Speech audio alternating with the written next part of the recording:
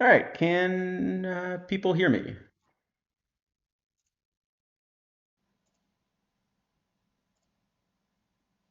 Okay, yeah, looks like it should be working. Okay, uh, great. So yeah, sorry about the timing. I know I've been trying to do these Friday nights, and the schedule just ended up getting a little bit tricky. I had some students that stayed late and stuff, and then yeah. But hopefully this timing ends up working all right anyway. And I'm gonna try to see if I can make sure we finish before the TWIP stream, because I know a bunch of people want to go to that. So yeah, it's a little bit bigger set. I guess we had the April Fool's Day set in addition to the set on Thursday this week. So I think it's 40 to 45 cards, something like that. So we'll kind of go through them. And then maybe as usual, it makes sense to start by looking at some of the news this week. So I guess there are a few things that it looked like came up this week. And if anyone in chat has something they want to discuss, just kind of let me know and we'll see what we can do. So let's see. I guess so a few of the changes this week. Uh, so maybe the biggest from a tournament point of view is that there were several changes to the size and prizes for a bunch of the tournaments. So maybe it's kind of worth thinking about some of those first. So let's see what we've got. So we have a new quick, which is this kind of funny low gold snapshot format, 1975 with no chemistry.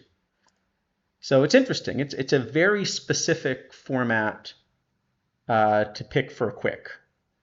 It's a very narrow card pool, so it caters to a fairly specific set of cards. And I guess it looks like only about 24 of them have run so far. So it's not clear to me yet whether these are really going to run frequently. So that's one change. The other thing is we got a handful of extra tournaments, but the main thing we got was a bunch of expansion to some of the dailies. So things like this daily low diamond, this has now been expanded to 128. The prizes didn't change that much. So the top prize went only from 100 to 120. So now you're getting 120 for winning a daily with 128 teams. Whereas if you win a weekly with 128 teams, it's 400, and kind of all of the prizes scale up accordingly. You're getting 10, for example, for winning 2 rounds of that tournament. On the other hand, if you win 2 rounds of one of these 128s, you're getting 5. So you're getting double, right? 5, 10, 20, 45, as opposed to 10, 25, 75, 150. So starting double and kind of quickly going up to a little bit more than triple, and something, yeah, 3 1/3 times or something at the top. So that's one. So that's one significant change. And a similar thing happened with caps. So if we look specifically, where's the filter? So if we look specifically at these daily caps, um, so yeah, ignore this Sunday bronze because that's a weekly, but if we look at the dailies, we again see a bunch of them got expanded. So they got expanded from 32 back to 64. Um, but also the prize structures were kind of interesting. And this is, I think, another change then that got made again, right? For a little while, the top prizes were 35 packs. Now, for this gold cap, for example, it's been moved to 45 packs. So we made these changes, and I think there are a few things to keep in mind here, which I don't know whether, how much of this is intended and how much of this happens by accident. You know, because kind of the game design in these is something where, typically the style is to announce the changes, but not the reasons. It's always unclear sort of which of these things were the intent and which of these weren't. But one of the things to keep in mind, I think, anytime now you touch tournament formats is that we still have a game which is dominated by variance or combinators or however you want to think about it. So we still have a game where what happens is, in a few different ways, you're basically forced to make a really strong decision about what you want to compete heavily in. So, for example, if you decide to invest in gold cards and that's where your variants are, that's where your resources are going. And so now if you have tournaments that cater to those gold cards, your cards become more valuable and you basically get a better return on your investment. If on the other hand, instead you've invested in bronze cards, then your return on investment depends on what the bronze tournaments are available. So from that point of view, it actually becomes a little bit imbalancing when you have certain kinds of format changes. So for example, we just introduced a tournament that specifically is low gold capped snapshots. Well, if you have key low gold snapshots and that's the place that you've focused on investing variance, you have a big leg up in that tournament. If you don't, then obviously you're going to be behind the people who invested in those cards. Similarly, if we look at these caps, if you look at these caps, the gold cap is giving you 45 standard packs as a top prize now, up from 30. On the other hand, the, say, bronze cap is giving you 100 clubhouse stars. So if 100 clubhouse stars is equivalently strong to 45 standard packs, then that's balanced. But if it's not, one of those, and most times you might think it's going to fluctuate one way or the other, depending on the choices they make with clubhouse stars. If not, one of those is going to be much better than the other. And I think this now creates a dangerous problem for the game designers. One of the things that we've seen is that people in the community are able to propose formats, and generally it's a healthy thing to go to the community and ask people in the community, hey, what would be a good format that you would enjoy playing? Maybe we can try this out. At the time when I was an affiliate, we did this with the tournament lab, and we proposed a couple interesting tournament structures that we thought would be fun, and at least that I enjoyed. Some worked well, some didn't. So some were experimenting with very tight caps.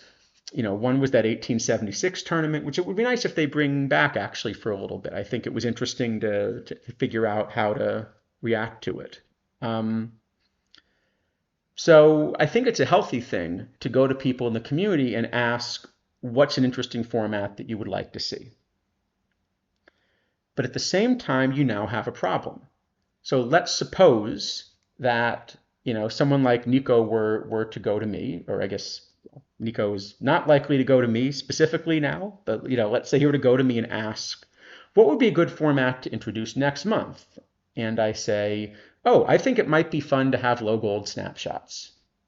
Well, if I know low gold snapshots is going to be a format before anybody else does, now I have a big advantage in the market because I know that those cards are going to be worth a lot more in the future, and everybody else doesn't. And that's a big problem just from a fairness point of view. It would be similar to somebody being able to, say, front run the missions or something like that. So if you ask someone in the community, can you design a mission, which could be fun. There are a lot of good ideas people in the community might have for missions. But then the trade-off would be anyone that designed that mission, of course, is going to know ahead of time that that set of cards is going to become much more valuable on a specific date. And that's a problem from a fairness point of view. So I think now with variance, this problem gets exacerbated. That on the one hand, it's nice to be able to go to the community and look for ideas, but on the other hand, now you have a situation where players who are trying to be competitive in the game and who are trying to compete, and of course, if you compete, you want to take advantage of every opportunity that's given to you, that those players also then know what formats are going to make things more valuable in the future. And now this becomes a problem for the integrity of the game.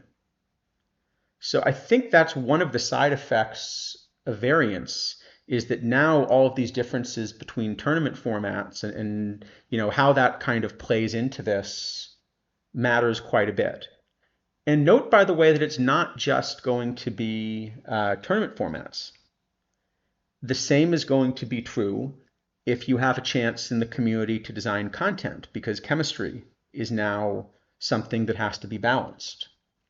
So, for example, around this point in the cycle last year, we had things like this set with Helton and Maurer and so forth and a bunch of their teammates. Well, if you know that the way power creep works, that the newest releases are generally going to be, at least on average, stronger than previous releases. Always, and that's why we do the card grades on stream. Not everyone is going to be dominant, but generally, if I have the choice of playing all the cards released this week or all of the launch cards, I should prefer the cards released this week as a set. And the later we go in the cycle, the more that's true. So if you happen to know that there's going to be something done, to celebrate, say, Helton and all of his teammates, well, you can now, again, think about which variants to invest in. And you can invest in ones where they're going to have strong chemistry with the next set of cards. So that's been one of the other side effects of these variants in the segmentation. And I think it now creates a big problem when we're asking competitive players to kind of be proposing these things rather than game designers.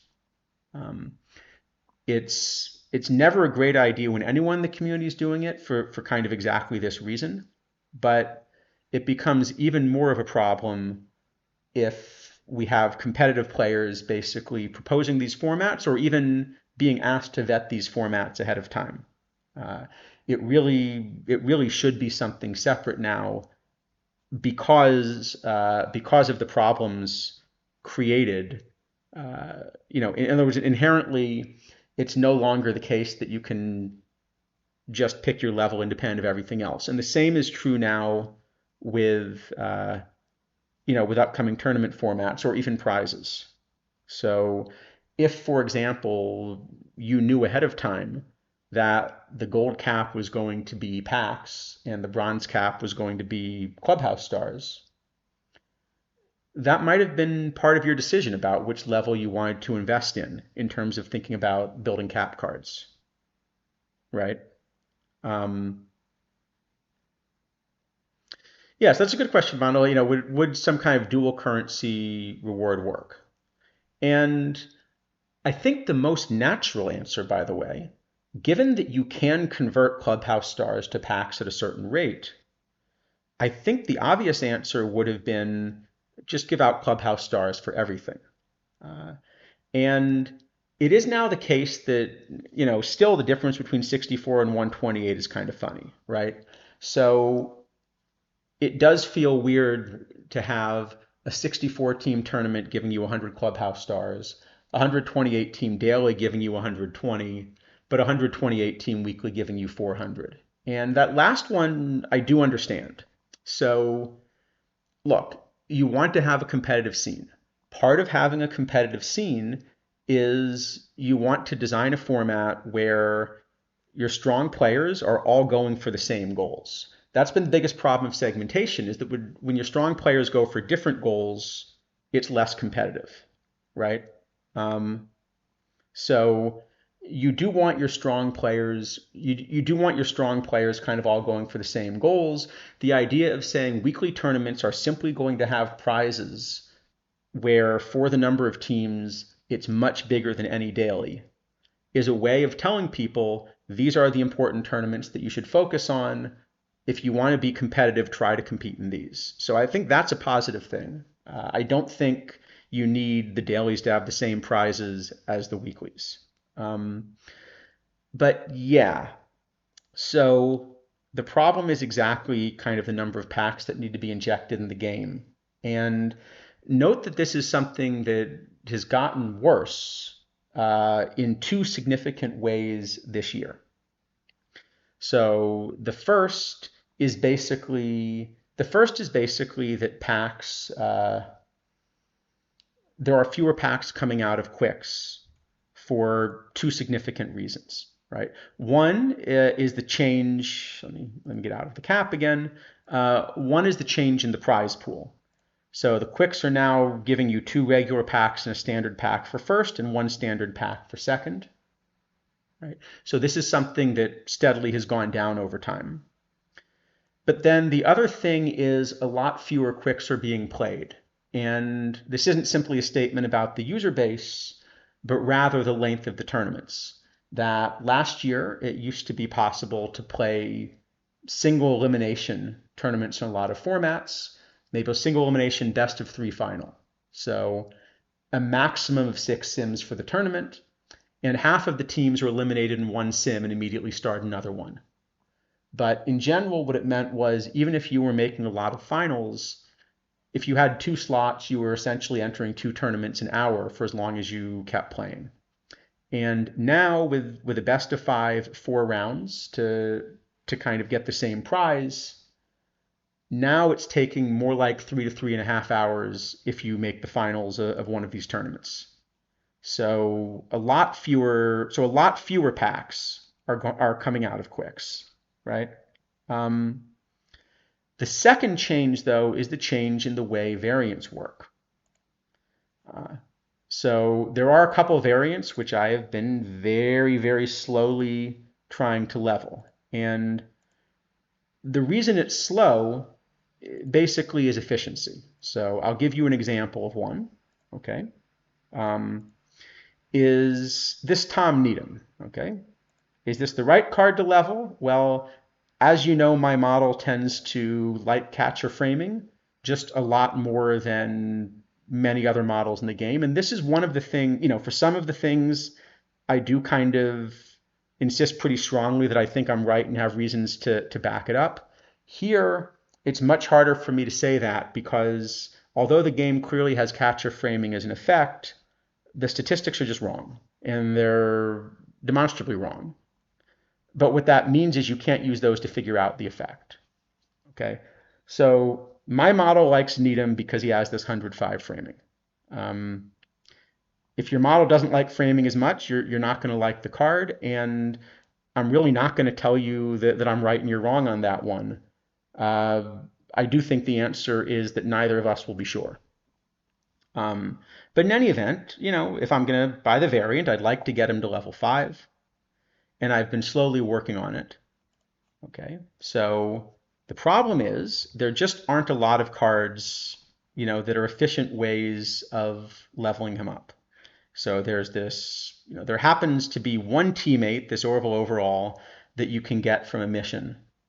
So maybe, at a cost of 4 to 5, 4 to 5, points per variant point, you can possibly get there. Everybody else is incredibly inefficient, and there aren't a lot of these on the market, you notice. Okay, everyone else is incredibly inefficient. So for the golds, there's one gold that gives you 60. There's one silver that is giving you like 80 here. So basically, the most efficient thing to do is to actually buy copies of Tom Needham 50 at a time, and that's slowly what I've been doing. Is, okay, for 56 points, so, about 1 per, I can get him, and I can, very slowly add 50 points to Needham. But the fact that I can do that and use it up right now means that, the fact that I can do that means that I can have more than 10 copies go into it. So for example, for this last level, I need 3,000 points. I am probably going to end up doing that with approximately 60 copies of Tom Needham, as painfully slow as that sounds, and that's why it's taken me a long time to level him up. But what that also means is I'm taking even more copies of Needham out of the market. So there need to be more and more copies of the lower tier historical cards in the market to make any of this possible, the way the system is set up, right? More and more of them are coming out of the market and being destroyed as variant food. So more of them have to be ripped. So it is actually very necessary to have packs ripped in the game. And I think this is kind of part of the problem, right? Well, see, Mondo, the problem is that there isn't really a way to do a bulk order. I mean, I'm not sure how a bulk order would work, I guess is what I'm saying, right? I can order 5 Tom Needhams, but then does that mean that somebody else has to put Tom Needhams on the market 5 at a time for me to buy it? Right? I mean, after all, right now the market matches up buyers and sellers. You see? So even if I said I want to buy 5 at a time, I mean, maybe that saves me a couple clicks, except how do I buy 5? Or do you just mean, be able to click something so that I put 5 buy requests in with a single click? I guess that you could do.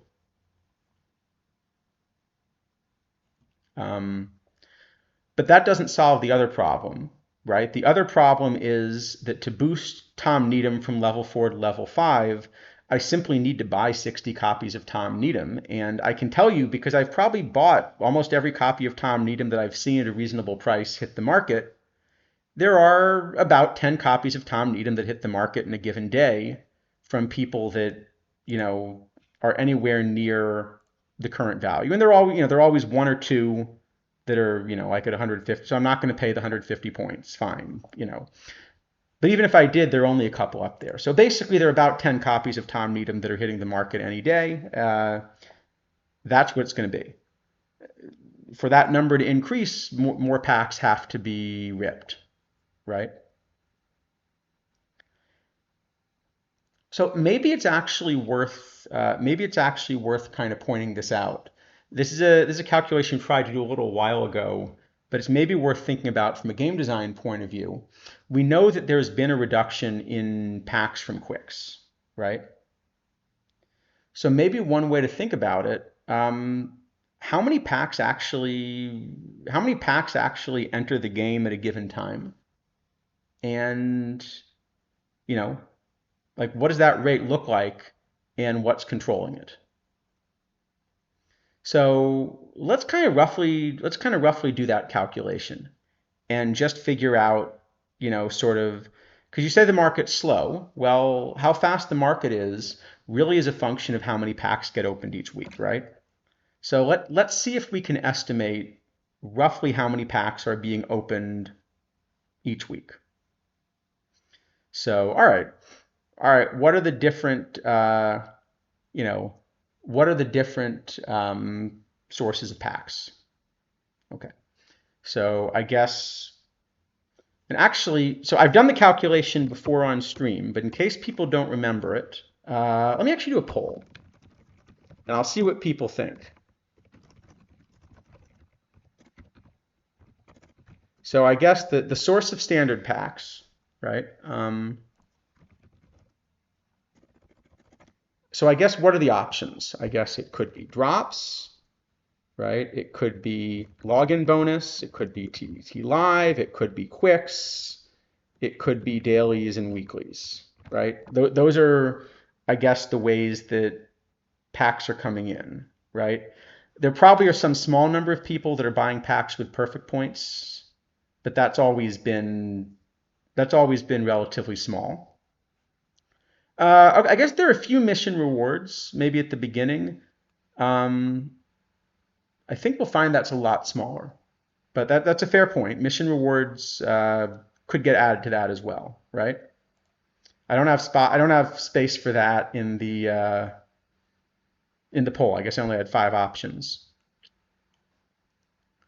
All right, so let's just go through them and kind of see if we can estimate where it is that the packs are actually coming from, because that also, then kind of gives us a sense of, how this would work, right?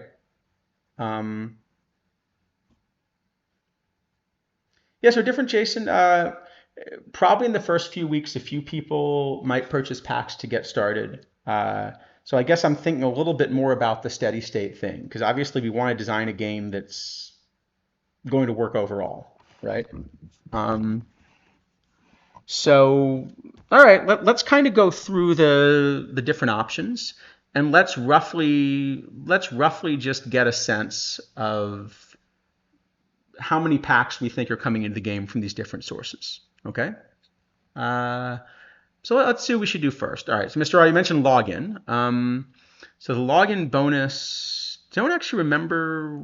There's somewhere I can. Here it is. Show punch list. Okay. So this is pretty close to 1 pack per day per user, right? There are a couple days I'm getting a second pack or a more interesting pack. Roughly 1 pack per day per user, right? Is what we're getting for the login.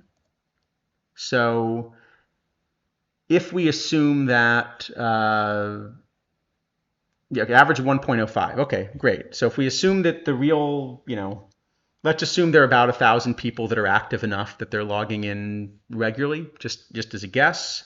That would basically mean that logins are giving you about 1,000 packs, about 1,000 packs per day from logins, right? Okay. So that's option 1,000 packs per day for logins. Okay. By the way, we can actually estimate the rate overall in a couple of other ways. So one of the ways you can do this is you can look at, now there currently aren't available. You can look at the rate that limited edition cards drop, and you can use that to estimate how many packs are being ripped.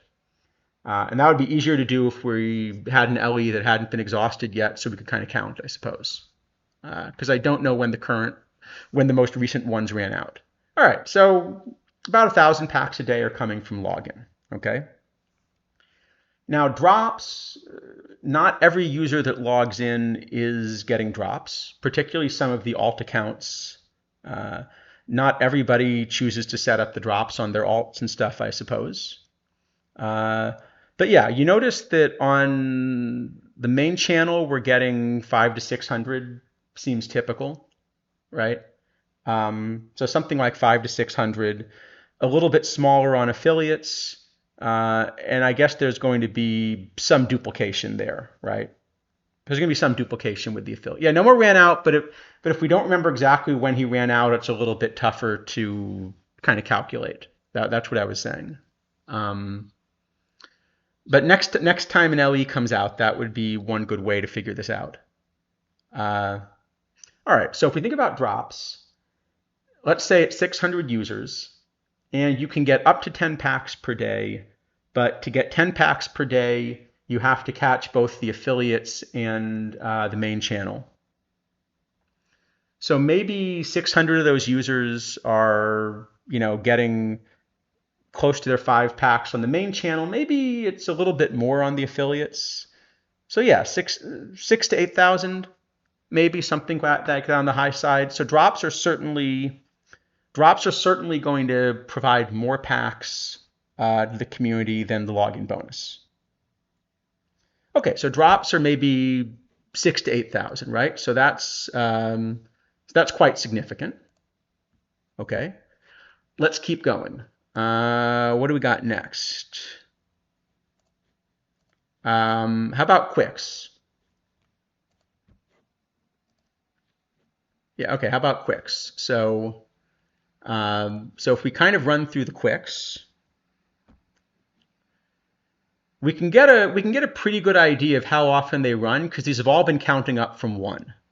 And I don't believe any of them has rolled over yet. So the game's been going about a little bit under a month. What, 25-ish days? Does that sound about right? 20 to 25? So if we add this up, let's see, we got 3,400, 4,100, all right, 74, 79. So we've had pretty close to 10,000 quick tournaments, which have been run. Yeah, we've had pretty close to 10,000 quick tournaments, which has been run. That's a good point. There's that challenge mode thing, but that is probably small. All right, so 10,000 quicks. So we've had about 40,000 packs given out in quicks so far. And that's over maybe 20 to 25 days, something like that. Sound right? Yeah. So we're running at something in the 2,000 packs per day from quicks, maybe a little bit under, right? So right now, quicks are providing something larger than the login bonus, but significantly less than drops. And this is the number that's probably changed the most from last cycle. So last cycle, I guess we would have expected it to be probably 3 to 4 times this rate. So I think the quicks were providing something pretty comparable to drops. But this year they've gone down significantly between the change in prize structure, but then also especially with the longer tournaments. Um, Sorry, I forgot. I should also have added drafts here to the quick. So it's a little bit over what I just said, but it looks like there have only been about 1,500 of these, which reminds me I might as well max out my thing and do a draft, right? Day 22 is ending. All right, so yeah, so then really it's right around 2,000 packs per day then, right? So we're getting something like 2,000 packs per day. Actually, I should let me just maybe let me just sort of click through real quick so that we don't have to think a lot about on stream, but just so that I go ahead and kind of get one entered. Um, the good news is, oops, misclick. The good news is that it's fairly quick to draft at this point, just because they're only a small number. They're only kind of a small number of really strongly playable cards. So it mainly just comes down to click the playable cards and don't run out of catchers. I imagine it'll get a little bit more complicated later on, just as there's more interactions. But you know, but at the moment, and especially because in some sense the card classes are equivalent. So like if I'm looking at these bronzes or something like that, pretty much all of the live bronze pitchers that have any decent shape are ahead of the historical bronze pitchers and so forth. So there just aren't too many things you have to think about at this point when putting one of these drafts together. I'm going to draft only one catcher, I think. Just see. I want actually. There's a reason I'm doing that, and I'm going to show you this on stream later. But basically, there's been a change to the way that it's handling things now when you only have the single catcher.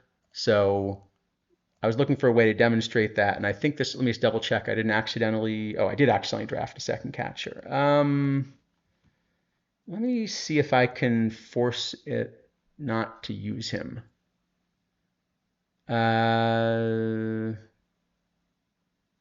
Actually, that may not work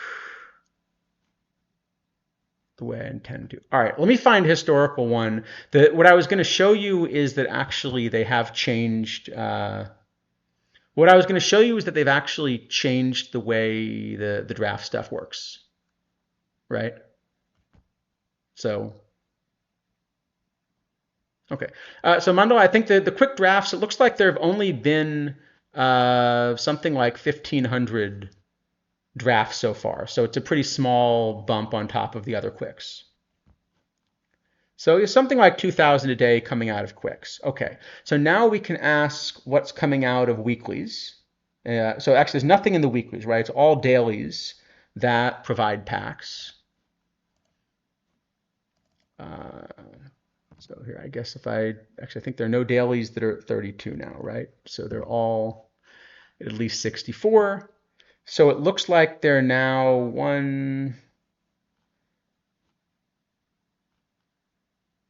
there are 4 dailies that provide standard packs. And then there are a few that provide these historical packs, which is a small number. Okay, there's only 4 dailies that provide standard packs, and even for this whole daily, this is about 80 or 90 packs. So, all right. So basically the dailies and weeklies are providing almost nothing directly. So right, so you can redeem stars for packs, and the fact that you can redeem stars for packs means that that's at least an option people will have on the table. But at least in terms of the packs that are being forced to be ripped right now, All right, the dailies and weeklies are providing a few hundred a day, under 400 a day from all of those. Okay, so that one is pretty much negligible, right? Um, all right. Next, so what else do we have? All right, so let's look at PT Live and missions. So the missions, uh, again, per user maybe aren't that big. So for example, if we look at all of the live missions, so we had 30 live missions that each provided one standard pack for level 1. Okay, level 2 provide a silver pack. So a silver pack or a diamond pack or something like that. Those packs do help you to get a few of the more valuable cards in the game. But because it's only the one pack, it's only one pack worth of the rate that, say, your historical Tom Needham gets dropped.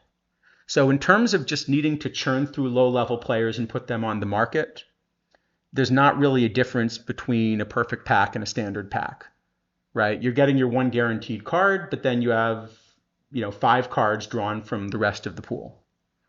It does make a difference if, for example, there's a specific diamond card you want to go after. It's important that it's a diamond pack because then the number of diamonds in the game has gone way up, right? Yeah. So if we think about it that way, we've had sort of 30 level 1 missions with a pack, 30 level 2 missions with a pack. We've had 12 topper missions for divisions with packs.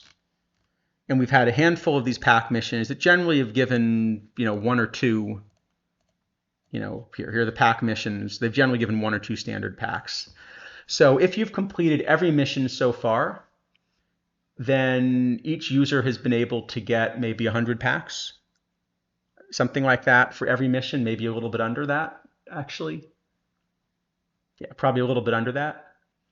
So again, over that 22 days, so it's something like 4 packs per day per user from missions. That sound, yeah, something like 4 packs per day from missions. So at the moment, that's actually not so tiny compared with the other things we were looking at. I'm not sure, actually, hold on, we should be able to figure out how many people have done the live missions, or at least approximately.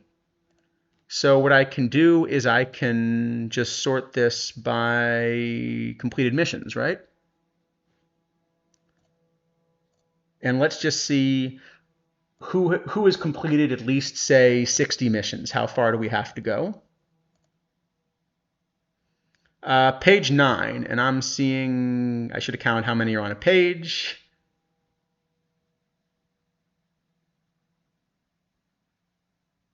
I'm seeing 50 on a page here, it looks like. Okay, so there are about 10 pages of people. So about 500 people have completed, Hannes or pretty close. Another 500 people have done, probably most of the level 1 missions, something like that.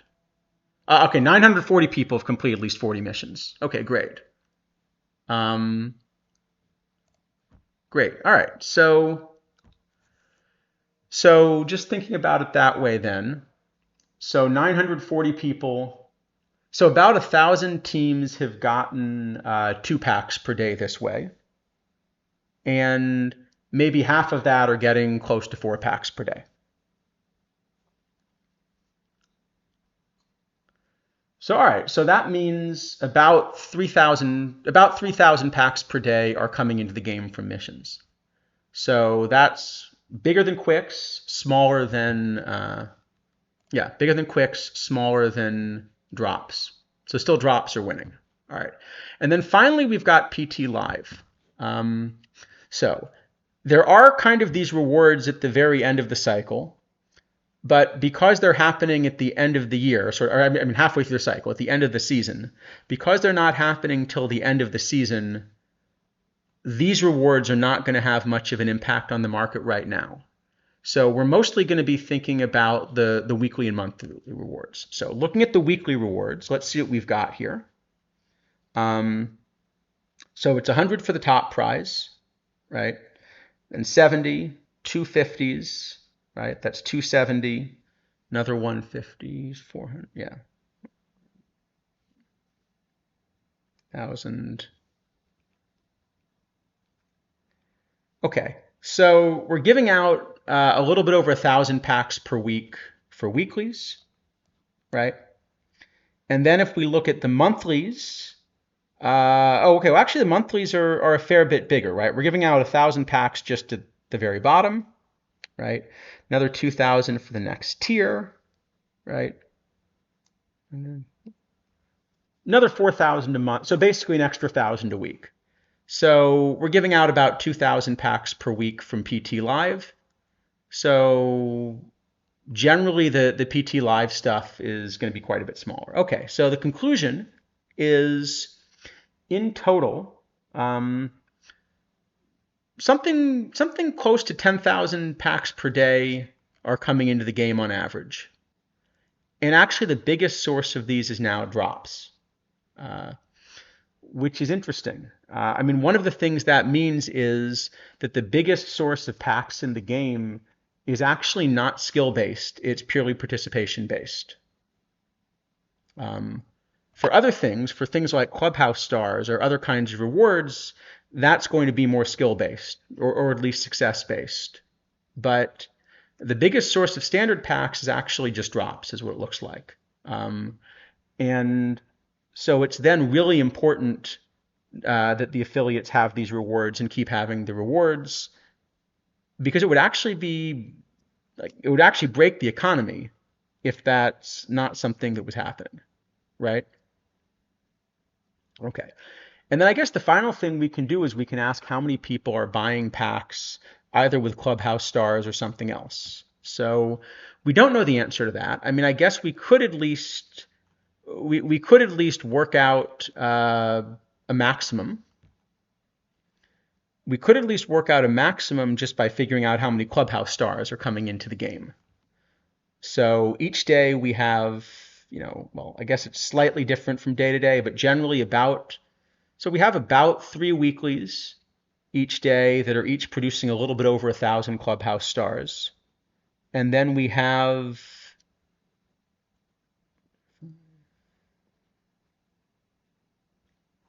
about 30 to 40 dailies, and each daily is producing a little bit over 200, right? Yeah, something like that. 8,000. So about 15,000 Clubhouse Stars are coming into the game via daily and weekly standard tournaments. And there are a little over half as many drafts. So 20 to 25,000 Clubhouse Stars roughly are coming in via tournaments each day. And we know that we can use 60 Clubhouse Stars to get 25 standard packs, right? So in principle, if you convert all of that, to standard packs, you can basically purchase about 400 sets of 25, right? Does that sound correct? So in principle, if every single Clubhouse Star is converted to a standard pack, 10,000 more packs per day come in, which is pretty close to like the total number of packs that are coming into the game otherwise. Something like that. Right? However, I don't think that's what's happening. Obviously, some people are buying Clubhouse Star cards, but then also, at least anecdotally, people, in here that are talking about using them have been saying they've actually mostly been using them on the perfect packs instead. And I think it's kind of the same classic issue where the standard packs have a slightly better EV typically, but you only attain that EV if you put all of the time in to sell every single card that you rip. So, the perfect pack is more efficient from a time point of view. The standard pack's more efficient uh, in terms of perfect points. So, but basically the answer is we're getting about 10,000.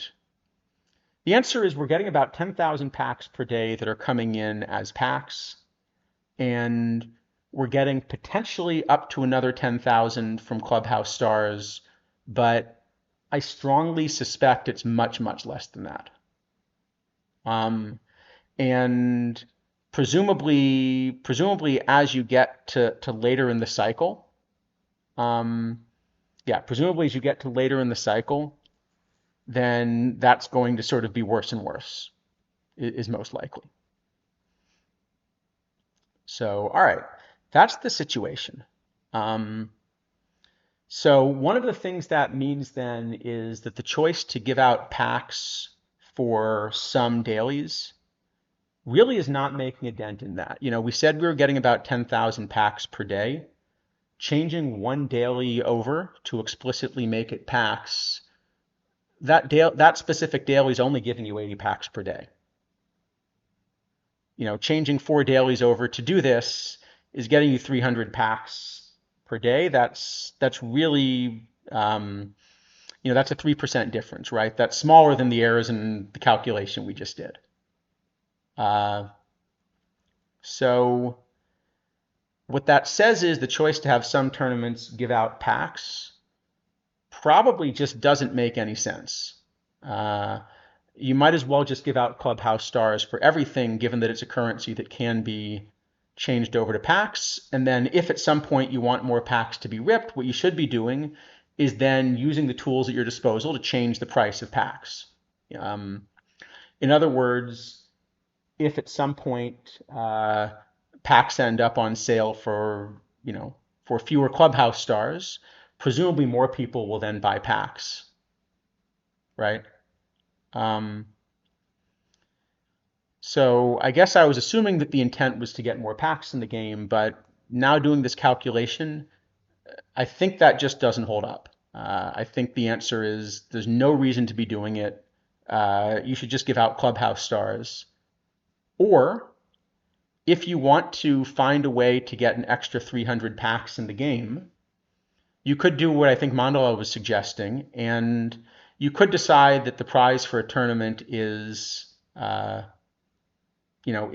Clubhouse Stars plus a few standard packs or something like that. But really, there is a significant difference, which is the difference in the quicks. Because if we had quicks that took 1 hour instead of 3.5, you wouldn't really get 3 times as many because people don't really run 24 hours a day. But you would probably get twice as many quicks running. And if you had prizes that were, 5 and 3 or 5 and 2 or something like that, let's say we're 5 and 3, that's another factor of 2, that would actually get a lot more of these cards out. That would actually now be an extra, 6,000 to 8,000 packs per day or something like that. So I think the point is if there is a desire to get more packs in the game, the way to do that isn't going to be to change daily and weekly prizes. The way to do that would be to increase the rewards for quicks. And that would be probably the thing that makes the most sense.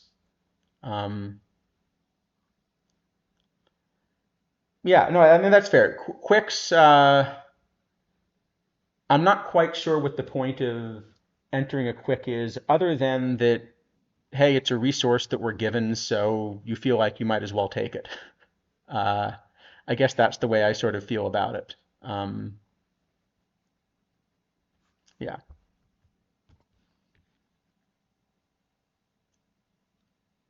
So some easy pack missions, they could scale, but you can only complete the pack mission once, right? So if you were able to complete some missions multiple times and get the prize multiple times, that would be a little bit different. But I think it is fair to say that there's been this funny change where we've taken packs out of the system from Quicks, but we've also changed the combinator system in a way that actually requires more packs to be ripped because you need more copies of the low tier cards to effectively boost your variance. Uh, so that feels like it's actually going to be a fairly significant change.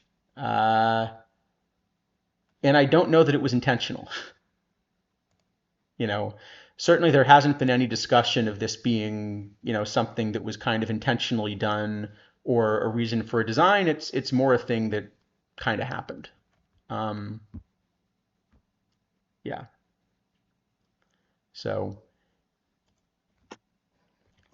now it is the case. It is the case that also, yeah, it is the case that also you can, of course, use the clubhouse shop to, you know, you can use the clubhouse shop to find a way to put more packs into the game. And yeah, I guess we're already longer than I was hoping to do before getting to rate cards. But, I was going to think a little bit more about some of the clubhouse shop stuff and how to balance it. Maybe that's a discussion that's kind of better on a future stream, just because we've already, done more than I was hoping to before we get to thinking about cards. Yeah, so Mr. Black, so I guess there is something where I think you can get maybe one pack or something for an achievement in the base game. I'm trying to remember the details. I think I've seen that this is something that can happen. I don't know what the rules are. Okay, so challenge mode, one pack every 72 hours. Okay, so you can get, one pack or something for, yeah.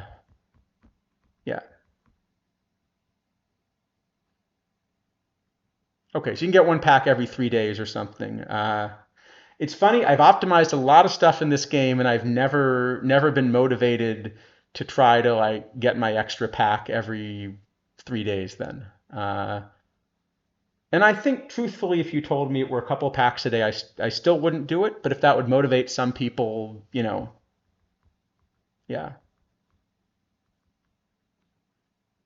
Okay. Um, Yeah, so I think that's one thing. Okay. The other change is that we have these expanded tournaments, and that now gives you some choices as far as, are expanded tournaments efficient and should you be playing them and things like that. So, you know, should you play 128 or should you kind of branch out a little bit and only play the 64s? Um, I think the answer to that really ends up coming down to difficulty. You know, one of the things, partly with variance, so if it were last year and you were a combinator heavy team, playing 128 is really not any different than playing 64 because there's still only the 5 teams that can win. So the only difference between the 64 and the 128 is that you're going to spend an extra 1 hour, 10 minutes waiting to get the slot free at the end. But it's not going to materially, impact your packs per tournament or clubhouse stars per tournament or whatever else, right? Um, yeah, yeah. So GSG certainly they could do something like that, uh, and I'm going to come to that in a moment. So I was going to do that when we talk about the clubhouse shop cards as we go through. But I think one of the things that I wanted to try to do for each of the clubhouse shop cards is not just think about as far as is the card useful, but also think about it as what is actually the right price for that card and should you buy one, right? Um, so Steve Empirics, well, here's the thing. They've announced that these cards will be in missions, but that doesn't mean you need to save for them. Uh, it really depends on what the mission rewards are, because we know two things. First, any mission reward that you really want, because it's a mission and because a lot of cards end up out there, they tend to end up on the market. So, if you want Hannes, you can get harness. If you want harness, you can get harness on the card shop. And in fact, you can get harness significantly cheaper than the mission, right? So here you go. You can get harness. Last 10 is 154,000. It still costs probably 400,000 or maybe a little under to buy all the live cards to complete the mission, even accounting for what you get back from the packs. So if you want the mission reward, you actually can just buy the mission thing. But of course, the other thing is we don't know if the mission cards are going to be good. Some mission cards are really good and really important and play a lot. Some of them are duds. Thinking about the current missions, I've been investing in other things that I think are helpful. I have not been in any way motivated to try to finish Brooks Robinson, even though at this point, I guess Laurie's expensive. I was going to say it would cost me like 1,000 points or something to finish him, right? I guess it's not. So Laurie would cost me, okay, so it would cost me 50K to finish Brooks. I didn't know that. I've never been motivated to finish Brooks because the card is just awful. Um, you know, no, I'm not paying 250,000 for it. This is a card, we covered it on stream when it came out. The card's an F minus. So, if you wanted to do the mission, you can do the mission because you enjoy completing the mission, right? But there isn't even a pack prize. The only prize for the mission is you get Brooks Robinson, which is this unplayable card. Um, I guess I should be willing to pay 20,000 points to finish the mission and quick sell him or something, right? You'd rather buy Bobby Witt? I would also rather buy Bobby Witt. Let's put Witt up against Brooks. This is yeah, absolutely. Um, but I'd also rather play some of the mission reward third baseman or something like that. So that's also an option. So yeah, so there, so I just because so my point is just because you can get a mission does not mean that it's a mission you have to finish as well.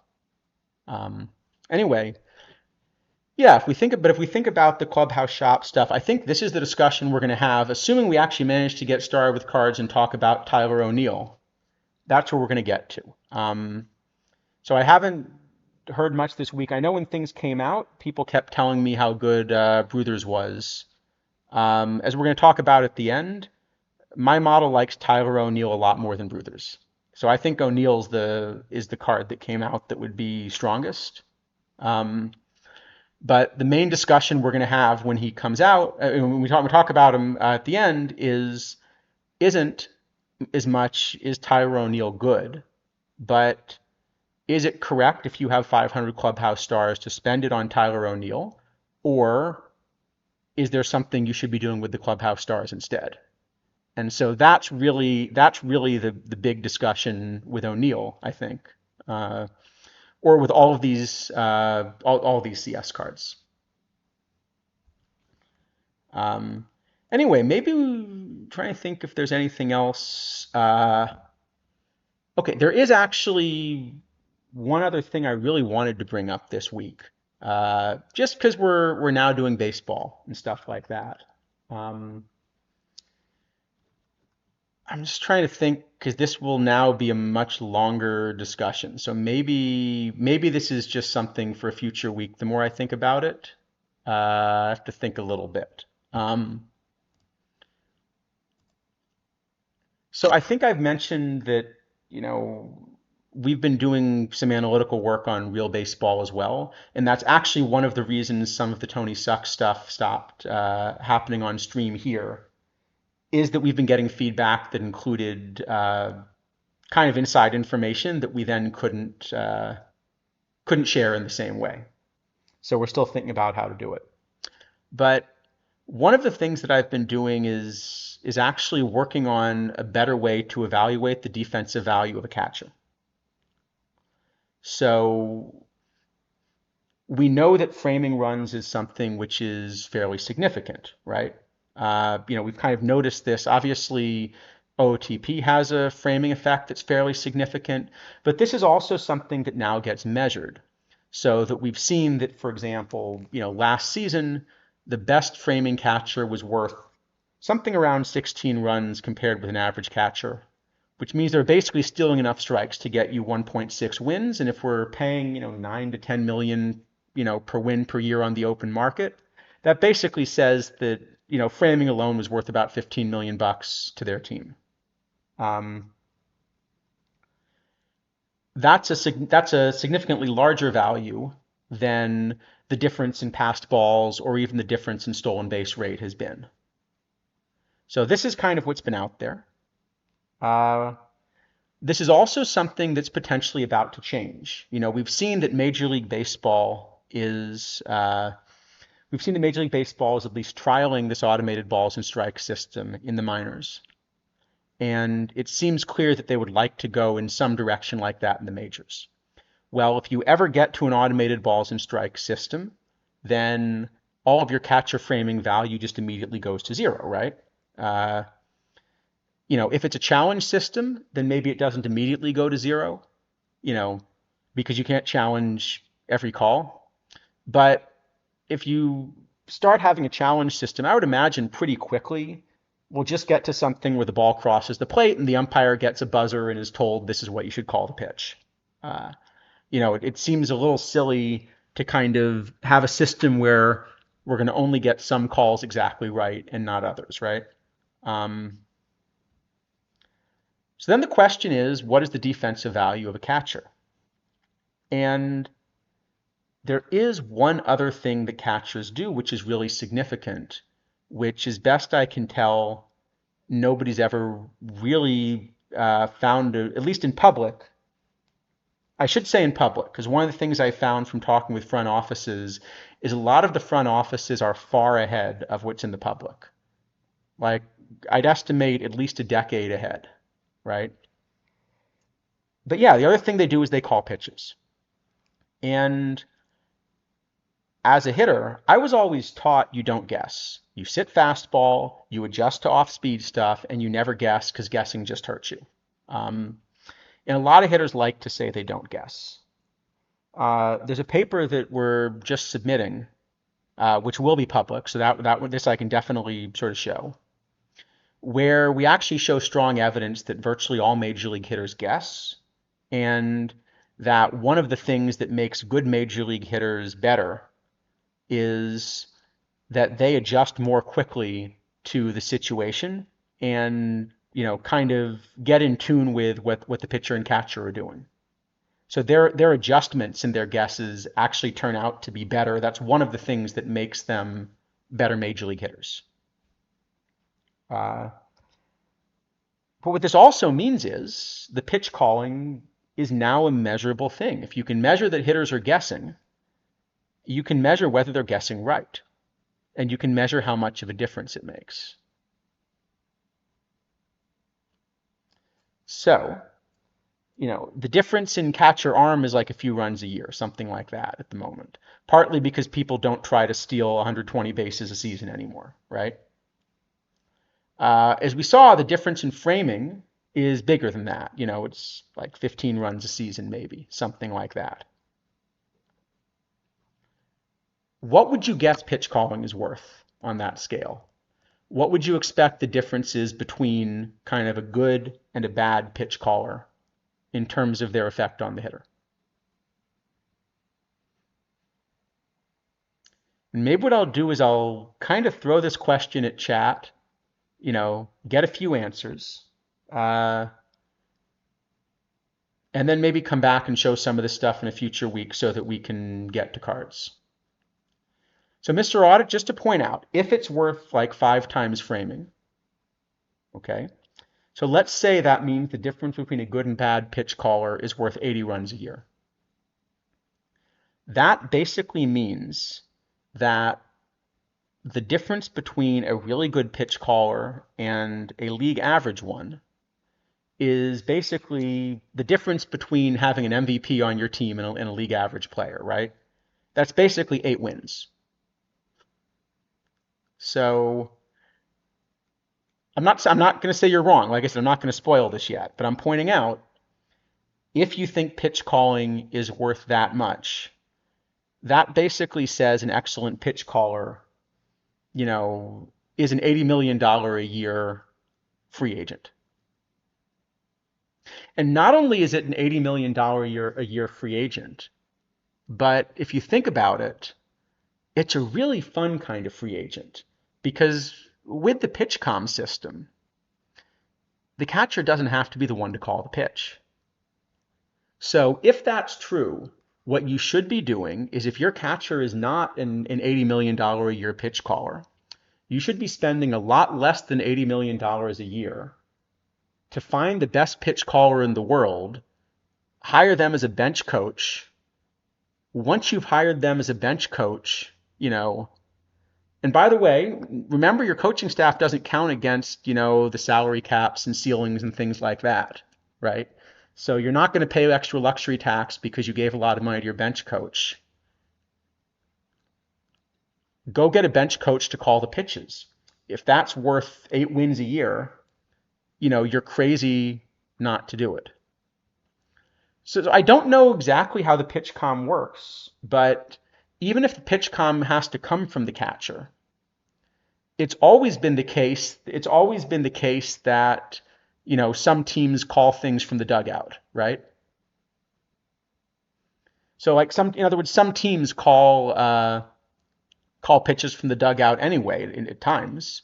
So even if the way it works is that the dugout calls the pitch to the catcher and the catcher uses the pitch comm to send it to the pitcher, the point is that this is something that you can do, right?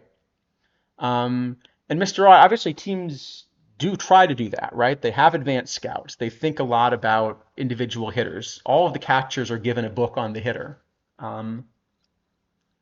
So what we're really seeing is, the end product of all of that, right? So yeah, but it's definitely the case. If you're about to go play a team, what'll happen is before that series, you'll have a team meeting where you go through the opposition, you go through the book on it from the advanced scouts and things like that, and so you'll have a sense of what's the game plan, how are we going to attack this hitter, and so forth. And this is definitely something that you get and that you have a scouting team that tries to do. But so what we're really asking is kind of when you put all these things together, how big of a difference it is. Anyway, let's talk about that in a future stream. Let's look at some cards because I realize we haven't even gotten to start rating cards yet. And how long do we have for TWIPT? Because I know a bunch of people want to go to that. So let's talk about that. But first, let's talk about Ozzie Canseco. So let me see if I can spell Ozzie correctly. Now, of course, this whole set is an F- because there's no Tony Suck. That goes without saying, but but let's look at the card anyway. So, all right. I will say, I think, we've had some April Fool's sets that were more intended entirely to be jokes, where like there was no intent to make the cards playable, but this is a set where it looks like, it was supposed to be kind of a fun idea for a set, but the cards were intended to be playable. So we're going to rate them accordingly, right?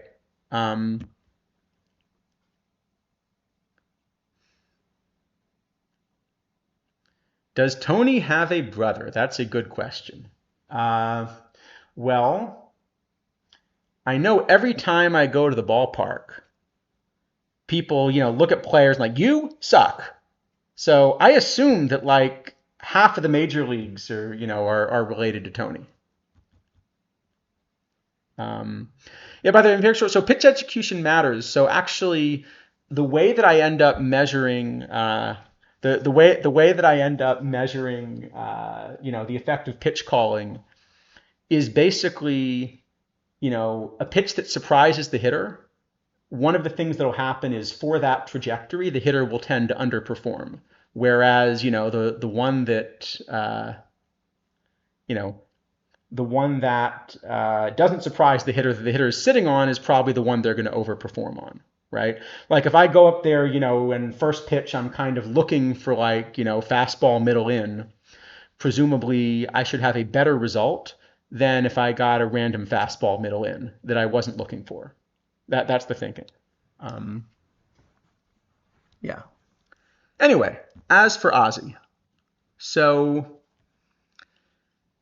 card will strike out a fair bit. The walk, I like the eye. Only plays left and doesn't play it very well. But of course, the key is this is a 40 overall card, and so that's what we're gonna, be comparing him against. Having said that, the strikeouts probably are going to be an issue.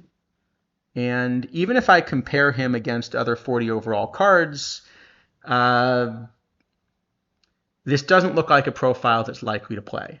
Now, I do want to add one significant caveat, which is, as I've mentioned before, my model is not data-driven at this point, right? I'm not kind of measuring all this. I'm modeling it based on the numbers. So what I'm finding is, yeah, the card has a bunch of gap power, but in general, even compared with 40 overall cards, why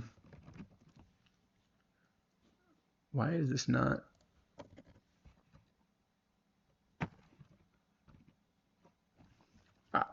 Can't type. Yeah. So even kind of by comparison, that a shape like this with the extra void K ends up probably doing better as a left fielder against, the set of pitching you're likely to get in iron or something like that. However, I do want to add one kind of cautionary note. So Angered Unicorn does a really nice thing where he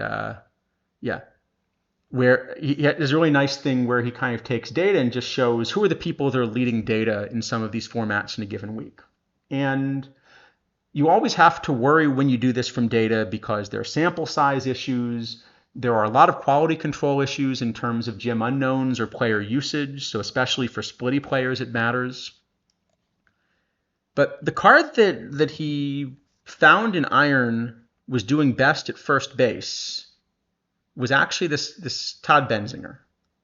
And I like the defense on this card, but in terms of the bat, all of the modeling I've got says this is not a card that should be hitting. The one thing he's doing well is sort of this gap power and maybe a little bit of power, but he doesn't really get on base much. He doesn't get a lot of hits. Guess he doesn't strike out so much versus lefties maybe. This is not a card that I would expect to perform well. And more to the point, there are a bunch of cards that I could compare this with where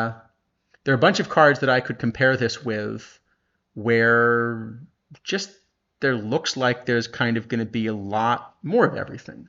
So here, for example, because he's thinking about this as a first baseman, okay? Here's a first baseman that actually still has some gap power, has similar eye, but just a lot more BABIP and more avoid K, right? So I would expect a card like this, and I don't have this as my top first baseman either, right? Well, if you're looking for a verse lefty option, the lefty masher that I want is either a card like this Roy Sievers, who has more power, a ton of BABIP, etc., but doesn't have the gap power, or this McClendon. Since this McClendon also catches, I think, if I were going to run that, I might even prefer him at catcher. So I'm just trying to give you a card that has a similar shape, but it doesn't look like Benzinger. I would not expect Benzinger to be a particularly strong card, okay? So, like I said, I think that's a data anomaly. But it's worth pointing it out, and also at some point I have to figure out how to add the shout out feature. But in any event, the reason I mention it is there are actually some similarities between kind of what makes that card and this Ozzie Canseco. So if it turns out that you think there's something real with Benzinger and there's something kind of really funny happening with gap power in the game, then this card will be more interesting. If not, then it just looks like it's behind the kinds of cards I was showing you, and it's not even particularly close, and so the card's going to be an F. So I'm going to rate it as an F because that's kind of what the models say, and that's what it looks like compared to some of the other 40s. But I do just want to add that caveat. There's at least some data out there that people are showing that disagrees with me on this. So, kind of be aware of that when making your decision. My decision on it is trust the model, and I'm not interested, but, okay. And if we think there's a chance that kind of that's important, then this next card, this Butts Wagner, is sort of going to be in a similar boat because this is now this is a card that also has a lot of avoid K, right? So this is going to be a card where the bat, again, is really gap power driven, but it is also the case that the card doesn't strike out.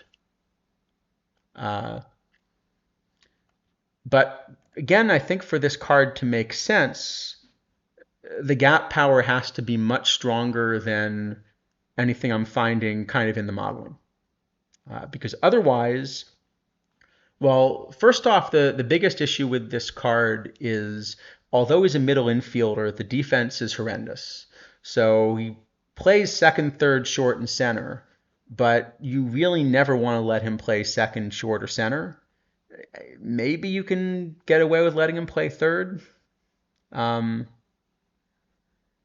that means the card really, really has to hit in order to be a success. Okay, he's also better versus lefties, and versus lefties, you're now going to compare him with a card like this Bill Allman. And versus lefties, this just sort of is going to have more of almost everything. The other thing is this is a card where it's a little bit more BABIP driven in the contract rating versus lefties. So when you go to an early era, Allman becomes even stronger. Plus he has a real glove, but he becomes even stronger, right? Whereas Butts, actually with all of this avoid K, kind of is built to survive in the modern era, except for the modern era, he then doesn't have the power. So yeah, this is just kind of going to be a problem. So I can't imagine this card's going to work. It is behind a bunch of the 40s as well. I think it's, could even give it an F minus. I think it's a little silly to give an F minus to a 41. There's a reason it's a 41. But I can't imagine this is a card that you're going to want to, you're never going to pay 50 stars for this card, right? In fact, we could think about, well, what is the fair value? What is the fair value for a Butts Wagner card? Right? And I think the way to think about fair value is, let's imagine you were buying him for perfect points, right? What could you do compared with, what could you spend the perfect points on instead in iron? And I think the answer in this case is you can get a more helpful card in iron by buying, say, Bill Allman, who's got a last 10 of 32. You could get a much more helpful card that does kind of all of the same things, but better. So fair value for this card is basically quick sell. But we'll do the same thing as we get to the other clubhouse cards. Yeah, so for this one, you should never spend a single star on him unless there's some mission value where the mission reward value causes you to spend the stars. But apart from that, this is a card that you should not spend a single star on, because a single star is worth more perfect points than the card is getting you from a value point of view. Yeah. So I think that's kind of the way to think about it. Uh, what is he actually going for on the market? I'm just curious. Nothing, although someone's offering 1,000 points for him,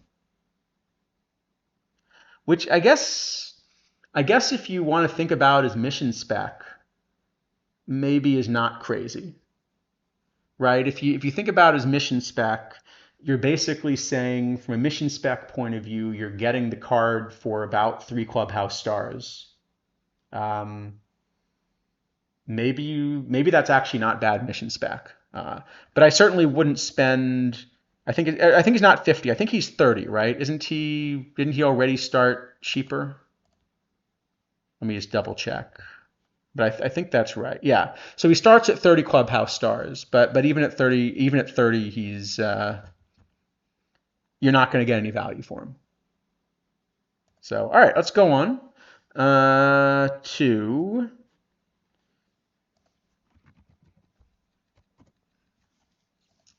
Paul Russell. All right, so far, what we've found is that basically all of the historical cards have kind of been pretty underpowered compared to the live pitchers in Iron. So that even with a bit of power creep, unless the power creep speeds up, we're sort of expecting that these are still not going to come close to playing for a few weeks.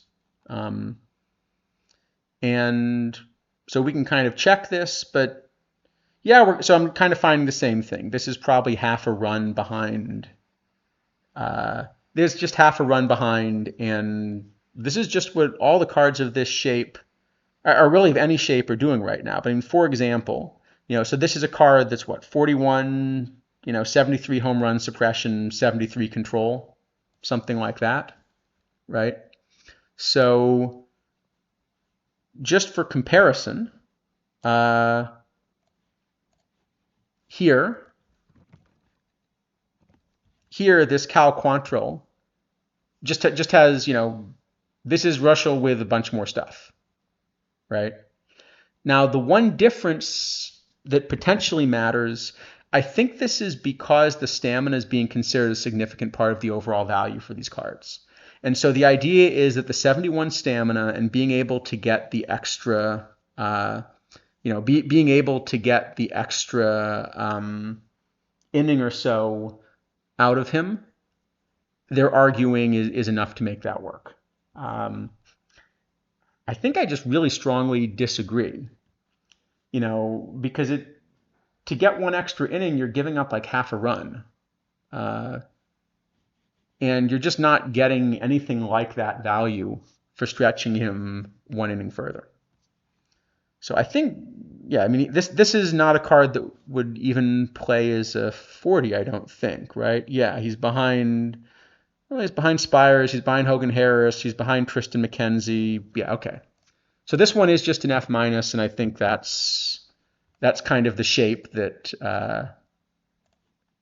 that's what all of these pictures are going to be, I think, until power creep really hits, because they're just starting out a little bit too far behind.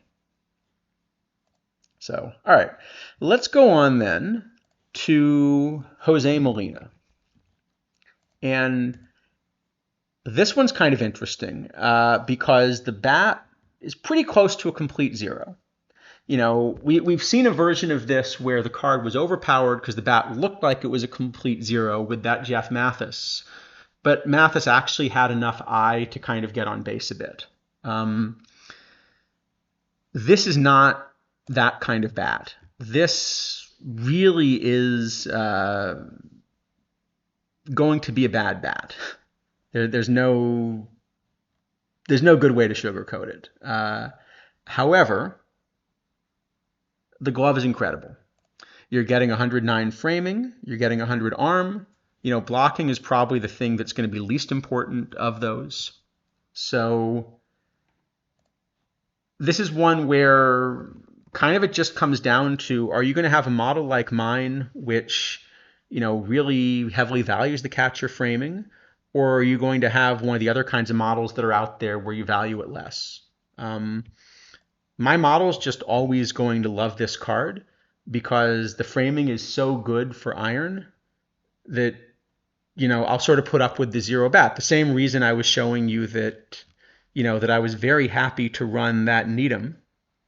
Uh, this is a card that is going to be better than Needham, than even a level 5 Needham, the base version of this card against righties. Against lefties, it's even more of a zero bat. And so it gets a bit closer. But yeah, the glove is just so good that, at least with my model, I'm just very happy to run the glove and, you know, kind of put up with the rest of it.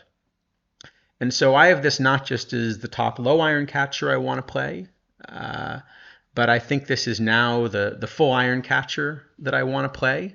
And I think I kind of want this to be Ozzy Virgil's platoon partner in bronze as well. And basically, obviously not for the bat, but just because of how good the glove is. Um, so yeah, my model really thinks that this is an overpowered card for the glove. Uh, it's going to be really difficult to figure out who's right because the framing stats in game just can be shown not to be correct. And so that makes it really tough to figure out what the right valuation is. But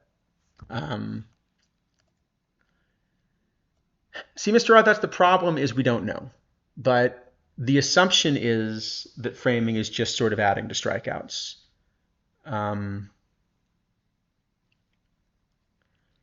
The reason I think it's just adding to strikeouts is because the rest of the game is not a pitch-by-pitch simulator. So like the Tony Suck thing I was building is a pitch-by-pitch simulator. So that means that, if you frame a pitch for strike 2, it's now, even though it didn't end in a strikeout, it's kind of helping you anyway, because batters with 2 strikes just tend to be worse than batters with 1 strike. But OOTP is built as an at-bat by at-bat simulator.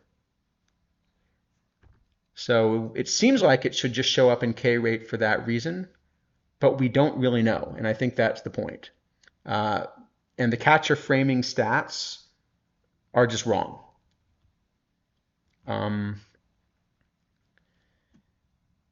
So I don't have a lot of confidence in the rating, but I'm gonna really, really want to run this card. Now, one thing to consider is even at level 5, this bat's not that much better.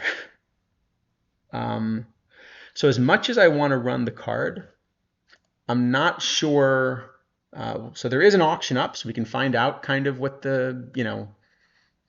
what people think the variant is worth. I'm not sure this is a card that I want the variant edition of. If there were no cap and I could have variants of all 26 cards on my roster, I'm very happy to take the variant version of this card. To begin with, if I can only have 8 to 10 variants, it's not completely clear that one should be a catcher. And as I showed you, I am boosting a catcher just because that was, at the time, I was only running about 5 historical cards in Iron. So all 5 of them, made sense to think about looking for variants. In the long run, if you're only going to run about 8 to 10 variants, it's not clear that one should be a catcher. In the same way that if you have a cap tournament with a cap number of 8 to 10, you probably don't want a catcher to be one of those players. And also, this is a card where the bat is still going to be pretty close to a 0, even fully boosted, right? So I'm not sure I want the variant version, but I definitely want the base version. And okay, what effect does variant have on framing? See, this is another of the things where the game should be doing a better job. So for all of these players, notice that when you boost it, the position rating on the right, the catcher rating has gone up from 91 to 98. The individual component defensive ratings have not changed in the display. What we believe is happening from kind of modeling how it works is that the individual defensive ratings are going up, and and the catcher rating is a calculated version of these. So his catcher framing would be higher than 109, in the variant version. That's what we think is happening. However, the display chooses not to show how much, so we kind of have to infer. Uh, we did end up trying to infer it basically based on assuming that things go up by, at some rate. And what is true is that you can calculate the position rating at catcher from these other three ratings, which means if I tell you it goes up from 91 to 98, I can at least tell you only certain combinations of those three are possible. So we have some guesses as to, kind of exactly how it goes up, but I don't think there's any reason the UI shouldn't just show you. Like, you know, yeah, it's a rating. It should tell you what the actual rating is on the card. Um, but we can assume it goes up in some way. Um, and I can tell you that for the catcher rating to go from 91 to 98, framing would go up less than 7 points. Framing would typically go up maybe 3 to 4 points in combinations that will bring the catcher rating up 7 in that scenario. Anyway, look, I'm going to run this card everywhere. So I think from that point of view, I've got to give him an S plus. But this is kind of a funny S plus in that because it's just so heavily framing based, um, you know, because it's so heavily framing based, I think it's a card that I'm seeing as an S plus that may be correct not to run. But at the same time, yeah, I think I'm going to be running this card at least in bronze, and I'm just going to put up with the bat, and I'm going to platoon him with Virgil. Uh, and I actually don't hate running him against lefties because, I mean, the bat's still a zero, you know. Um, so yeah, I'm going to give him the high grade, but okay, yeah. So in early eras, no. So for example, in the 1927 bronze cap, I'm never running him. The framing isn't helping, and actually the blocking becomes more important, and that's the one thing he's worst at, right? Um, but modern, yeah, modern, I'm running this card all the way up. If this is the bailout catcher I get in a draft, I'm thrilled. Uh, but I do kind of want to put this kind of yellow mark here that sort of says, this is one where uh, my model is going to disagree with some other good models. And I don't think any of us as modelers really know whether we're correct about it.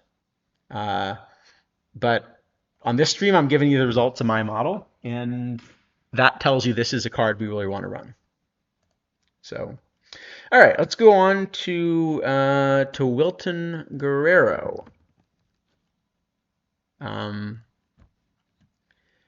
So second baseman is where he's listed. Looking at the glove, we probably, want to run him in left or maybe right, if anything. But overall, I think the issue is this card. This card's just fairly underpowered still compared with some of the other options we have. So you get some flexibility. If this is a card that I'm drafting, it's maybe not a disaster, but this is just kind of going to be understated. Like even compared with, some of these lives, this bat's similar versus righties, a little worse versus lefties, but you actually get a much, much better glove, for example. So I'd rather be running this as my backup than a card like Guerrero. So all right. So let's just kind of move on. And how about Gwyn? All right. So now we at least have the strong side of the platoon because there are also very few lefties in iron right now. So that's the other reason to be a little skeptical of the lefty mashers. We have this awful shape for the outfield where it's all outfield error driven. So yeah, if anything, he's a lefty. He's a left fielder. But then, I think I still would rather run a card like Azakar. It's just the problem is when the glove is bad like this, and there are cards with a good glove, the bat has to be just really, really strong to make that work. Because this has to be a player that you can almost DH when needed, and it's just not that strong, right? It's still going to be behind a lot of these lives. Or as another example, you know, here's a release card, which also is kind of this lopsided bat, but you can get a better glove, and he is going to get on base probably at least as much, against righties. He's still going to single. So, yep. Greatest Dodger killer of all time? You don't mean Chris Gwynn, do you? Tony, I think we've got to give something a little stronger to. But yeah, Chris, I think, is going to be unplayable. You do mean Chris Gwynn. So, okay, yeah, so in low iron, I think that's what I'm saying. In low iron, I'd rather play this Armando Marsans, but I think I'd also rather play a bunch of other options in the corners where, I'm still getting some kind of bat and a glove. Like the Azakar I mentioned. I think the live Rosario has, this probably has a bigger bat. And again, is more flexible. Let's see, Wensil Perez is another. I often end up kind of drafting him. This is a little bit more balanced bat because he walks a bit. But again, you're also getting a better outfielder, and he can play every position but catcher. So yeah, I don't think Wynn is still going to kind of make that work. So.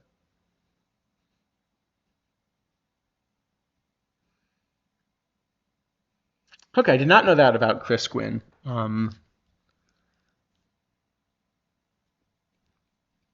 But unfortunately, the card I think then still doesn't quite work. But what year is this Gwynn? Is this one of those? This one's 90. Okay. Oh, so this is a Dodgers Gwynn then. All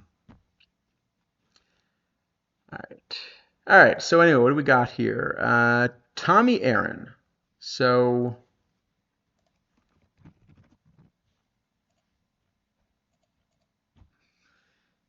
this at least has a more interesting bat versus lefties for sure. He doesn't have the power, but he does have the gap power, and he kind of has a little bit of everything else. So, so I guess the main comparison. First off, I do have this in low iron now as your top first base option versus lefties. I still don't quite have him as the top overall bat. So, as an example of one that looks a little bit bigger and modern, would be something like this Glenn Bragg's that's just a bit more balanced, and you sort of traded this gap power for hitting more home runs as well.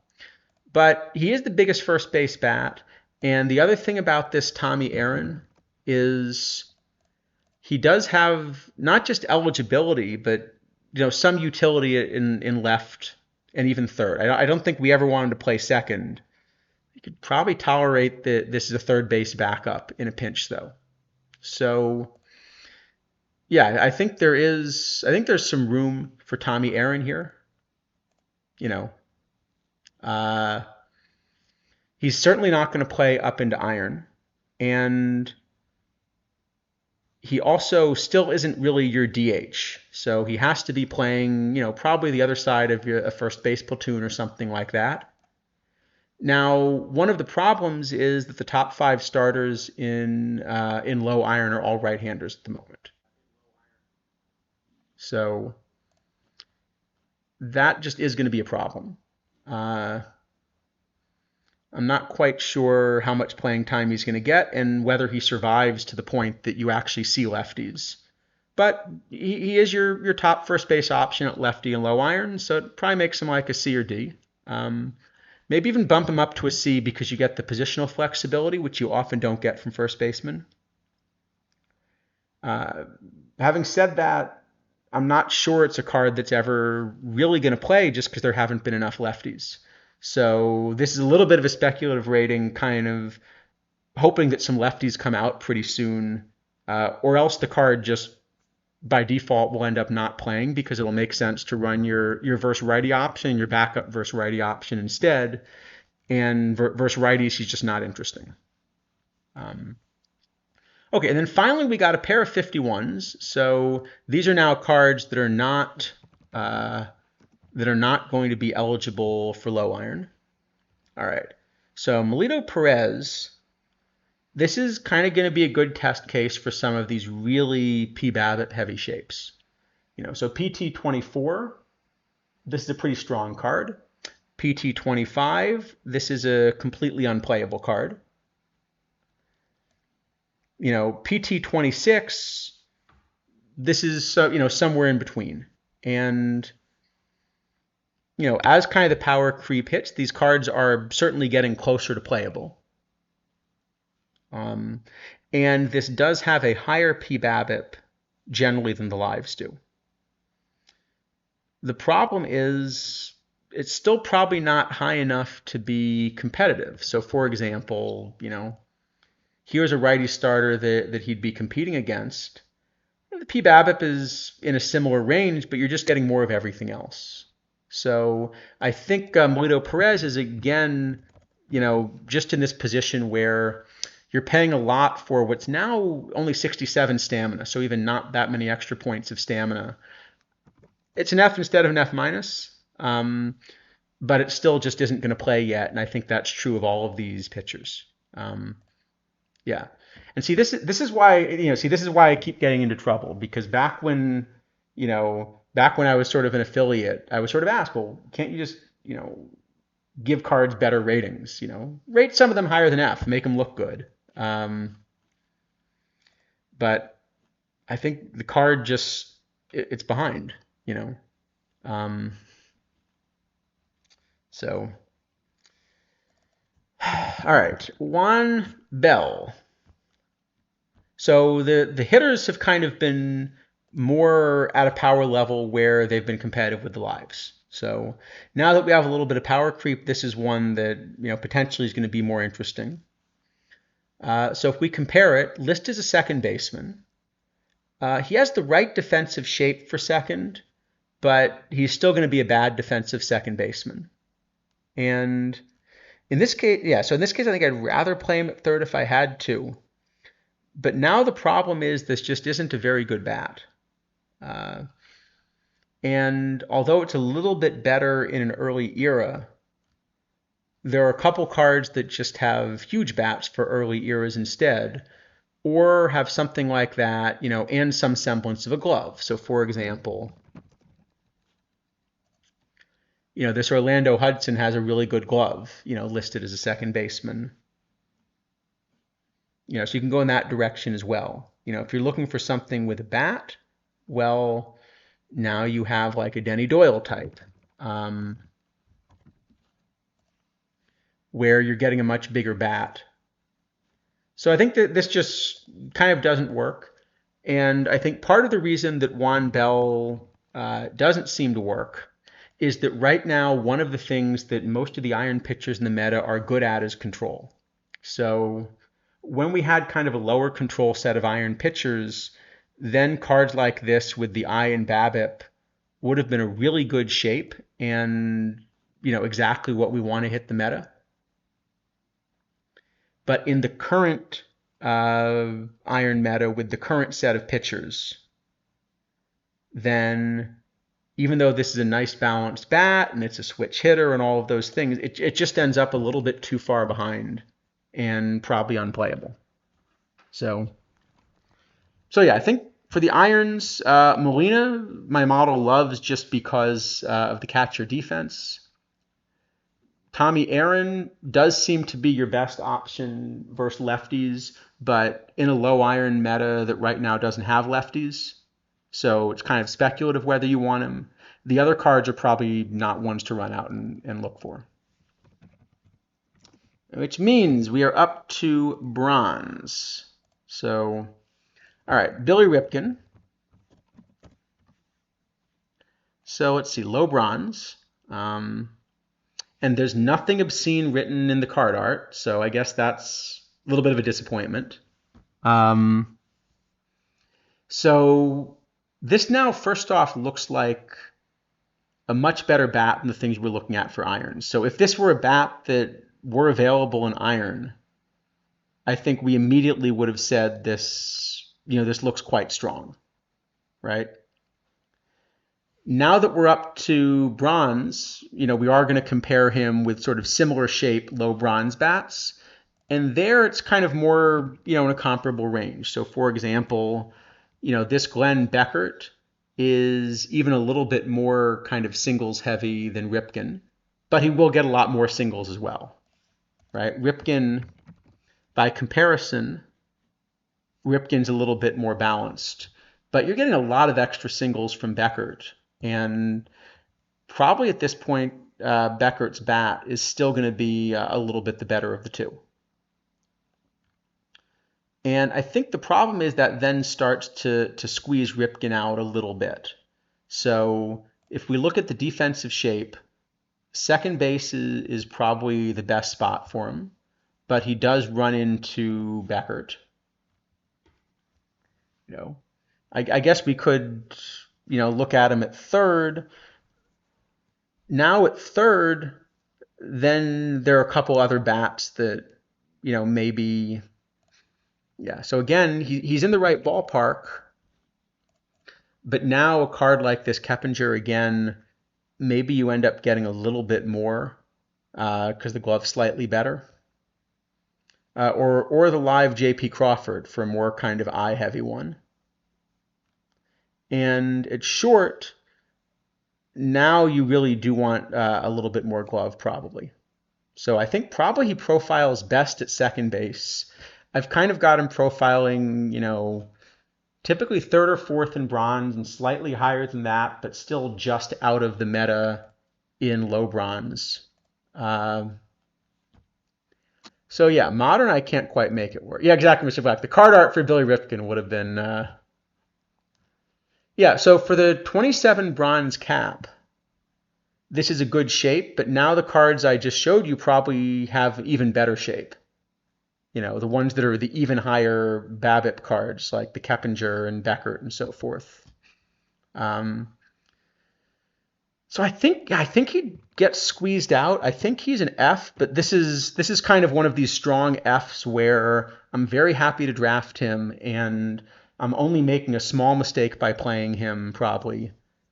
But I am making a small mistake, I think. And in bronze, when all the cards are cheap, there's no reason to make the small mistake. You just, yeah. All right, we got Billy C. So another of these gap power heavy cards, right? So gap power and power heavy.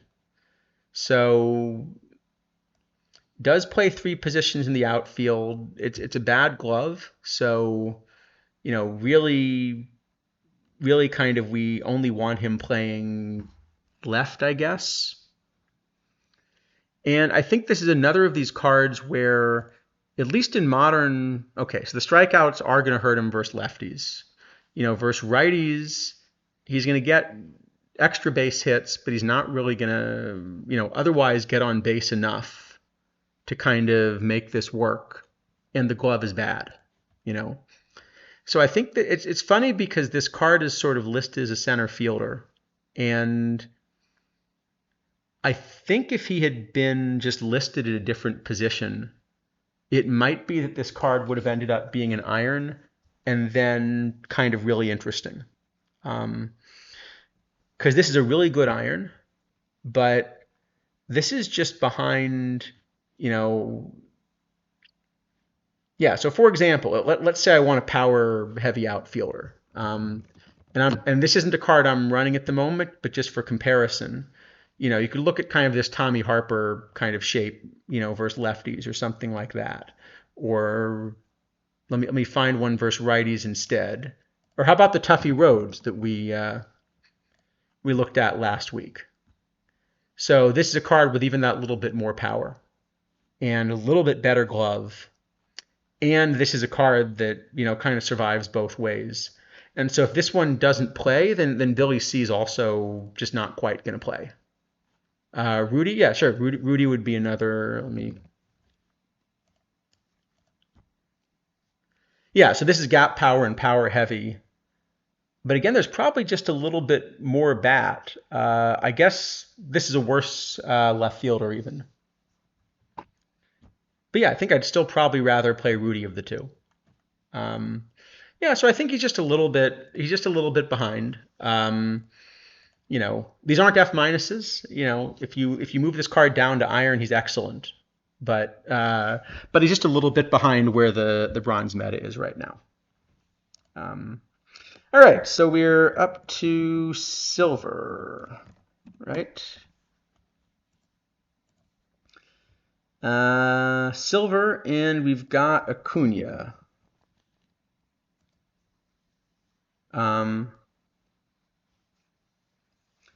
So this is somewhat similar to the kind of bats we were just looking at, except the eye is a little bit better, which is why the card has bumped up to silver.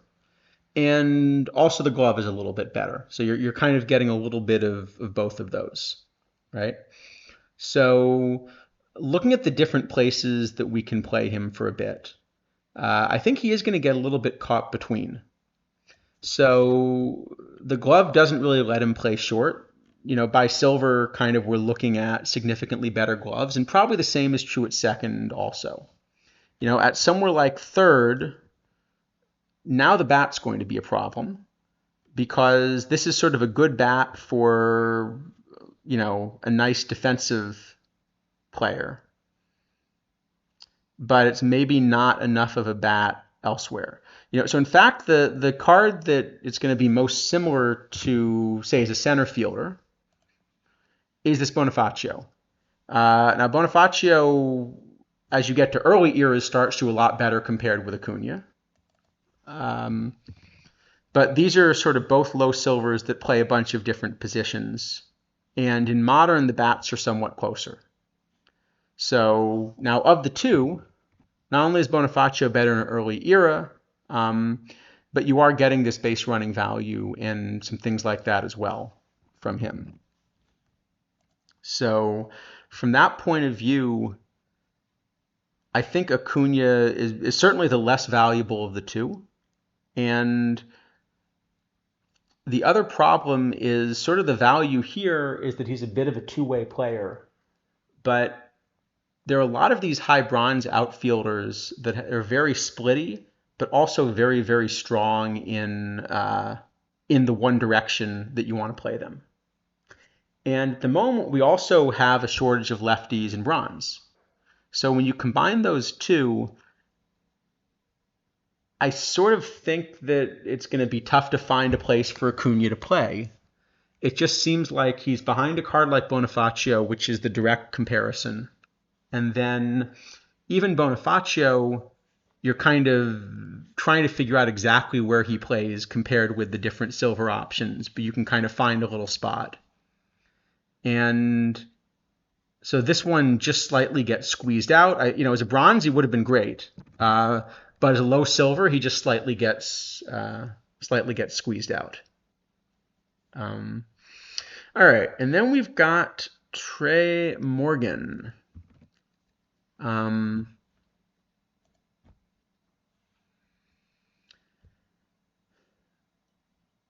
hold on. This bat, isn't this bat a little bit worse than Acuna's? I mean, you have a little more eye, but yeah. Okay, with the split, this bat will be a little better than Acuna's versus righties. That's fair. And I guess the problem though is he's behind some of the direct competitors, right? Well, no. I guess for low silver, there probably is room because the easiest competitor is in full silver. So the first card that kind of completely dominates it in terms of the shape being pretty similar, and there's more, might be something like this West Parker or something like that. But that's a full silver. So actually, yeah, I guess it low silver. Um, yeah, I guess at low silver there is kind of a narrow path for him. I'd rather play Vic Power if I think about Power as a first baseman, but I can play Power at second or third or something like that. So yeah, probably Trey should play low silver at first versus right. It's a narrow path, but he should be starting, I guess, on release, so that makes him something like a C. He doesn't play up. He's easy to surpass. He's probably, skippable if you're looking for something to skip, but he has a clear role. So I think that makes sense. And yeah, so Retro Lava, that's what I was saying, is that my model really strongly values the framing. And this is something where my model and other models are going to disagree on it because there's just not a lot of great information that the game engine gives you about it. The information the game gives you about framing is sort of clearly wrong, but figuring out exactly how it's wrong is tricky with the stats we're given. My model tends to be one of the most aggressive that's out there as far as valuing framing, and so you give me a card with 109 framing, and even if the bat's close to a 0, I'm playing him up to bronze. Uh, if he had any sort of bat, then then it's Mathis, and you're playing him in diamond or something. But this is one. The reason I kind of put it in yellow is well, that's the problem. Is I'd like to do a deep dive on framing, but the main things we know about framing. The main things we know about framing are that if you look at stats, so like if I look at, some catcher here, right? We're given fielding stats. One of this is framing. And so it says that, okay, this Gary Carter is minus 0.8 framing runs. This is like demonstrably wrong, but we don't know how wrong. Generally, people think that this is off anywhere, a factor of like 2.5 to like 8. And so it's a huge difference, right? So Yachty, it says he's gained half a run in framing. If he's really only worth half a run of framing, that means the defensive value of this card has been basically, worthless for me. I should just be thinking about him as a bat, right? But the actual effect, if you look at ERAs or something, has been much larger.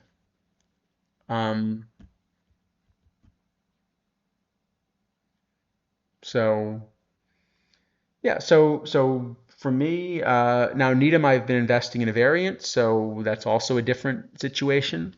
As I was saying when we discussed, Molina, I don't think I'm as interested in the variants, and in general, it's a mistake, sort of with Needham as well, probably. In general, if you only get to run 8 to 10 variants, then probably making one of them a catcher just doesn't make a lot of sense. I think you want, 8 to 10 players that are going to see the field as often as possible. In the same way that if I have a cap with a cap number of 8, I'm never making one of my 8 stars a catcher. But yeah, I think it's a card that you can play up quite a bit, and he's almost cheap enough where you're going to see him in caps. That'll sort of be a close decision because he does cost you a few points, but he only costs you 6 points, and especially in caps, sort of all of the catcher bats become zeros if you're looking at a backup catcher. But this is a 0 bat that can frame essentially. So we'll see. And if they ever turn on a version of the game with like an automated balls and strikes system where framing doesn't exist, then it goes away, right?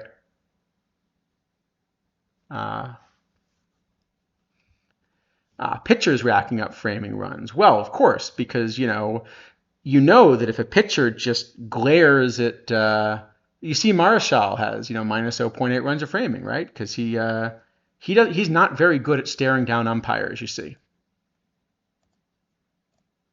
uh, you know, umps just don't like the guy. I think that's the clear answer. Anyway, but yeah, going back. So what do we got? Uh, Perez. Okay, so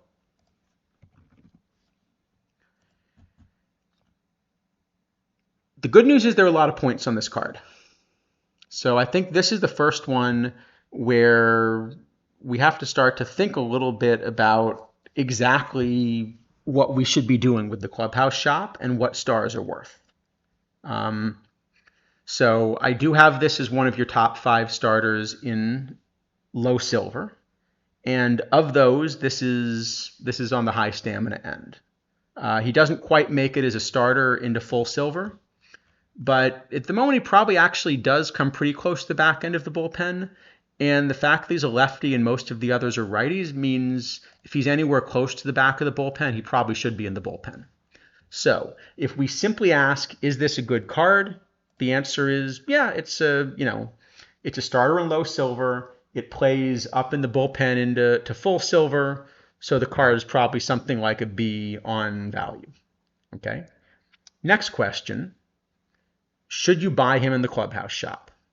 So what this card is going to cost you in the clubhouse shop is 50 stars. And we know at this point that for 50 stars, I can get, 10 silver packs, or like 21 standard packs or something like that. So this card costs you something like 21,000 perfect points if you spend the 50 stars on him, compared with the other things that you could spend those 50 stars on, right? So I think this is the question. This is the question we now want to begin to ask: is what is the point that you should spend on a card like this? And I guess one of the ways that I could think about is asking, let's suppose that you are going to invest 21,000 perfect points in improving your silver build. Well, I really should say your low silver build because that's where he's most valuable. Let's say that you're willing to spend 21,000 perfect points to improve low silver. Is this now the best way to spend those points? So certainly acquiring base versions of cards, the answer is absolutely no. There is no base version of a low silver card at this point that cost anything close to 21,000 perfect points. And so unless this is the best card, in low silver, you're not getting that kind of value for him, right? Now, if you own every card, then you're sort of asking, am I getting enough value from having an upgrade that others don't or something like that, right? But I think with variants, the idea is you're never quite going to own every card. So maybe what you should be thinking about instead then is, well, let's say I were willing to put 21,000 points into silver variants or something like that. Can I get more value than I'm getting for this card? Or is adding this card to my rotation going to be better than kind of the variant? And I guess now that really depends on what the marketplace ends up looking like. So some of them are lives, and there's no version of the lives, that's going to be a variant, right? So that's kind of not going to be an option. We know that if you look at the top iron options, well, this Boughton, last 10 of 53K, and there's a current auction which has already hit 35,000 with 3 hours to go, and there are multiple bids. So I'm going to assume that the final price for this card will be above 35,000. I don't know how much. I don't know whether it'll be more or less than 50. But if you get this card to level him, I can tell you because I've been doing it for one, it's going to cost you probably another 25K if you want to do it in any reasonable amount of time. Maybe a little less if you take your time on it, But if you just spent 50,000 on the card, you want to level it pretty quickly while the card still has value, right? Um, okay, leveled up ones went for 50 or 60. Were they at level 5 or were they like how far leveled were they? I wasn't following it. Okay, not quite 5. All right, 3. And so 3 is, well, 3 of the 5 levels, but I guess it's more like 40% of the points that you need, something like that. So basically, level 3 is costing you maybe 10,000 of the 25,000 it costs to level him, plus buying the card and, of course, taking the time to do it. So I guess the question then is, would you rather buy Perez or would you rather, yeah, would you rather kind of buy, maybe you can't quite get Boughton, but you probably could get a version of one of the other sort of low silver variants that's interesting. So for example, this Bonifacio we looked at before, right, that we thought had some value. What's he going for? Okay, 38, something like that. So you can't quite get him. I'm trying to think who else would sort of be comparable.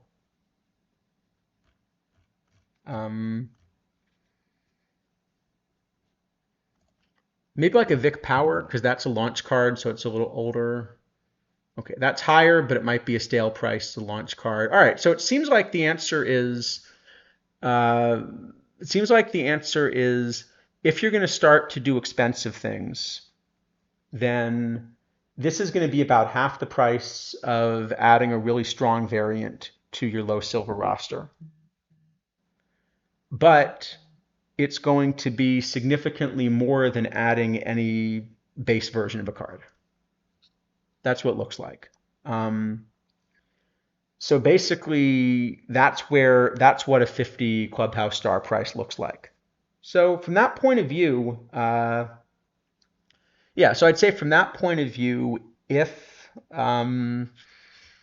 this is the best starter in low silver, but it's a base card, so you can't get a variant version, then I would say probably it's in about the right price range.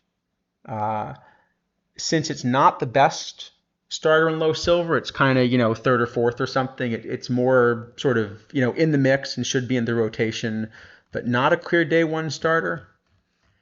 Then I'd say 50 Clubhouse stars feels like more than should be correct to spend on the card. But it's in the right ballpark. It's not kind of wildly off or something like that. How much, I wonder, this is 75, but how much is like the Clint Brown? Is one of those sold yet? Okay, none of those is sold yet.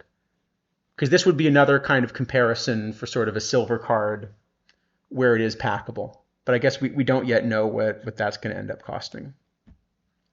Okay. Fair enough then. All right, let's go on. We got Austin Nola.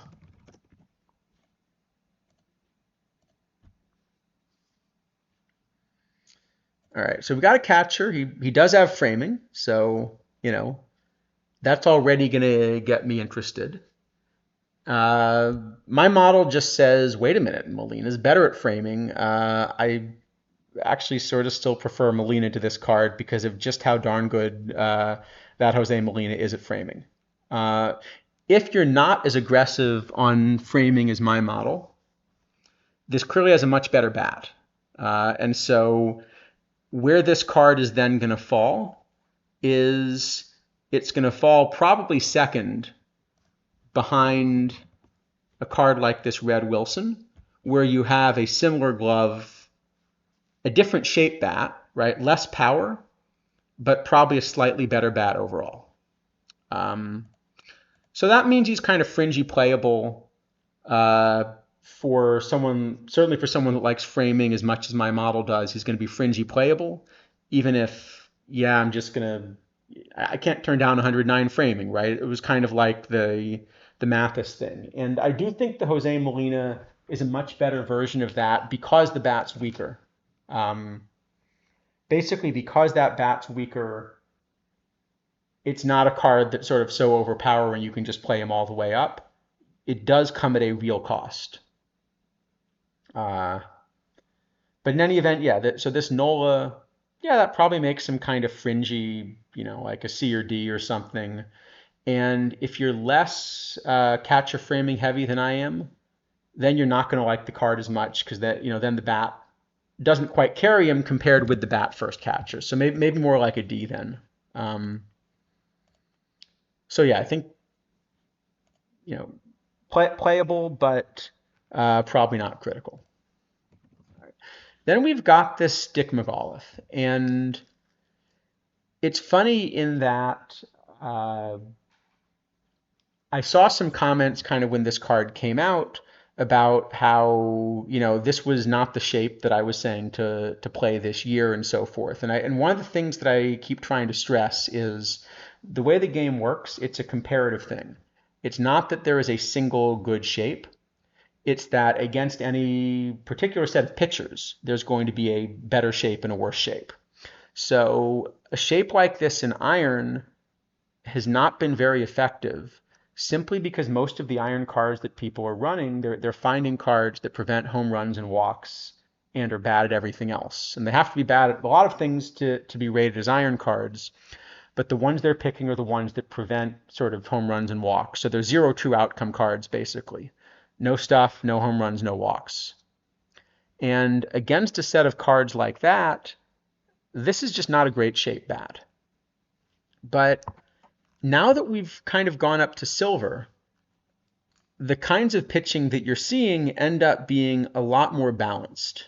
So, we're instead looking at, so for example, we just looked at the Boughton, for example, right? This Boughton, is a little bit more balanced rather than having the one career thing he's wrong. He's best at home run prevention versus righties, but it's sort of a more balanced kind of shape overall, right? 67, 79, 67 for sort of stuff, home run prevention control, if you look at the overall, right? And the more balanced it gets, now, the more kind of a shape like this starts to get interesting. So as much as a shape like this isn't likely to work very well in iron, this looks like a much stronger card at the level it's been released as a full silver. And, even more so, of course, versus righties.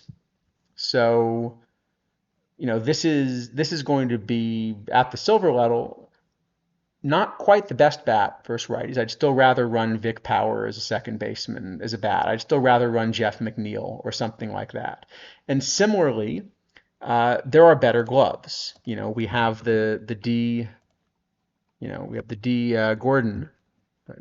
Again, we have this D Gordon, where now the glove is a fair bit better at second, and McAuliffe is sort of going to be in between. But the key is he has this 94 range, and so probably the place that he profiles best is actually at shortstop, where with that 94 range, he's never going to look like Simmons, right? I mean, Simmons has 111 range, and that's what the card does. But the bat's much, much better. And so I have this as, by a fair margin, actually, the top VR shortstop. And good enough that you can run him on both sides. You'd rather run a Phil Linz or a Pumpsy Green or something like that just because of how good the bat is on the other side, and there are platoon partners available. But I have him as the top shortstop versus right. And also, we're still looking at these very right-handed heavy metas on release, right? So this looks like an excellent card. So Warm Cow, you're welcome. So what pitcher shapes do you think are more effective? I think that just as it depends for the batter, right? Just as the batter shape depends on the pitcher shape depends on the hitters. So when we're looking at iron, if you think about the kinds of iron cards that are out there, a lot of the iron cards as hitters are basically players that do precisely one thing. Because if you think about what does it take to make the major leagues, kind of anyone that makes the major leagues generally has at least one really good major league level skill that they can hang their hat on, and that's the reason someone said, yeah, they've got that tool. This is why they should be a major league player. And there are different examples. So, for example, there are cards like this Bobby Cox where, his bat versus lefties, his tool is just he walks. He walks a lot. You know, that's the thing that, he's going to be good at. You know, or the Seavers is sort of a home run BABIP. And then there are things that they're bad at in return. Like for Seavers' case, it's sort of the split, right? A lot of people have been running Mondesi in the middle infield. He doesn't walk, he strikes out a ton. But he also has sort of these elite skills at that let him try to be, play at this level. Why do you bring him up? Well, because he has this great defense and he has enough speed that he's kind of beating out hits and getting a bunch of singles. So if you then ask what shape is going to be most effective, it depends a lot on the hitters that you're running against. So if we look in iron tournaments, we're seeing a lot of people running sort of these home run and eye heavy bats, which means you want to prevent home runs and control. So that's kind of the way the meta's evolved. As we start to look at silver, we're starting to see different kinds of shapes. So, the kind of pitcher that you would want against a Vic Power type shape, for example, you don't need a lot of stuff. He's not going to strike out anyway, right? So what you want, and you don't need a lot of control, but you do want to prevent the home runs, right? So home run prevention is probably a critical skill against him. But that's going to be different than the kind of card like a McAuliffe we're looking at, which is sort of a true outcomes type card. Against McAuliffe, you really do need control, or else he's just going to walk a ton. So that's why it kind of changes from level to level. McAuliffe's shape starts to work better in silver. And so right now, the silver pitchers that are working best seem to be ones, they still have home run prevention and control to some extent, but they're a lot more balanced. And actually so to give you an example of one that's balanced that we're going to talk about in a moment, the Shane Smith that came out this week, I have this now as kind of the new top silver pitcher. And the shape here is basically balanced, right? The numbers across the board are actually pretty similar, and he just has enough points to kind of play. So he doesn't have a clear weakness, and he can survive against these different shape hitters because you're seeing a bunch of different shape hitters in the silver meta. So you want something a little bit more balanced. So in iron, you can get away not striking a lot of hitters out if you're good enough at everything else. But I think the lowest stuff card that I kind of have, really interesting in silver right now is this Clint Brown. And he still, against righties, does have 75 stuff. So it's only against lefties that he really isn't striking people out. But then he has enough points elsewhere to be interesting. So, yeah, exactly. Your shape is square or flat. Yeah, I think that's fair. But that is actually a good shape. So, and for Smith, let's just go ahead and give him an A. Since we were talking about him. So yeah, as for McAuliffe, this looks like a really good card versus righties, and he's not as good versus lefties as the really splitty cards. But there aren't a lot of lefties in silver.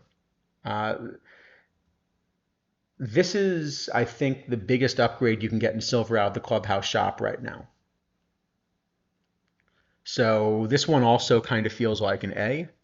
It's not an S. He's not really going to play up particularly into gold or anything like that. Um, then the question is sort of the same one as with Perez. Should you spend 50 clubhouse stars for a card like McAuliffe, or are there better ways to spend your 21,000 perfect points? And for me, I did actually decide this is one that is worth spending on, kind of for the same reasons we discussed. That just like with Martin Perez, or Martin Perez, the base versions of the cards are all cheaper, but I have the base versions of all the cards I want in silver because they're cheaper. Um, and the variant versions are kind of more expensive than 50 Clubhouse Stars equivalent. So if I want to improve my silver roster, this is cheaper to get an equivalent upgrade than adding a variant, basically. So that's why I did end up getting McAuliffe. But by the way, standing offer for anybody, if there's anyone that is interested in, a clubhouse shop card and doesn't have the stars for it, uh, I'm happy to make one and sell the card for perfect points if I'm getting enough perfect points that it's good value for the clubhouse stars. Meaning, I'm not going to get Butts Wagner and sell him for 1,000 perfect points because 30 clubhouse stars should be worth more than that. But if you're, sitting there saying, I really wish I had a Steve Carlton and just no one, and I can't make one, but I have the perfect points to buy one, then I'm happy to make that trade. Sort of in general, I think the two are equivalent kinds of currencies. So, you get clubhouse stars from winning tournaments, basically. So you get up to 100, or I guess now 120 for the bigger ones from dailies, and you get up to 400 for 128 or 550 for a weekly. So that's basically how you get them. And then I think you get a few more for things like leaderboards or league finish or something like that. Um,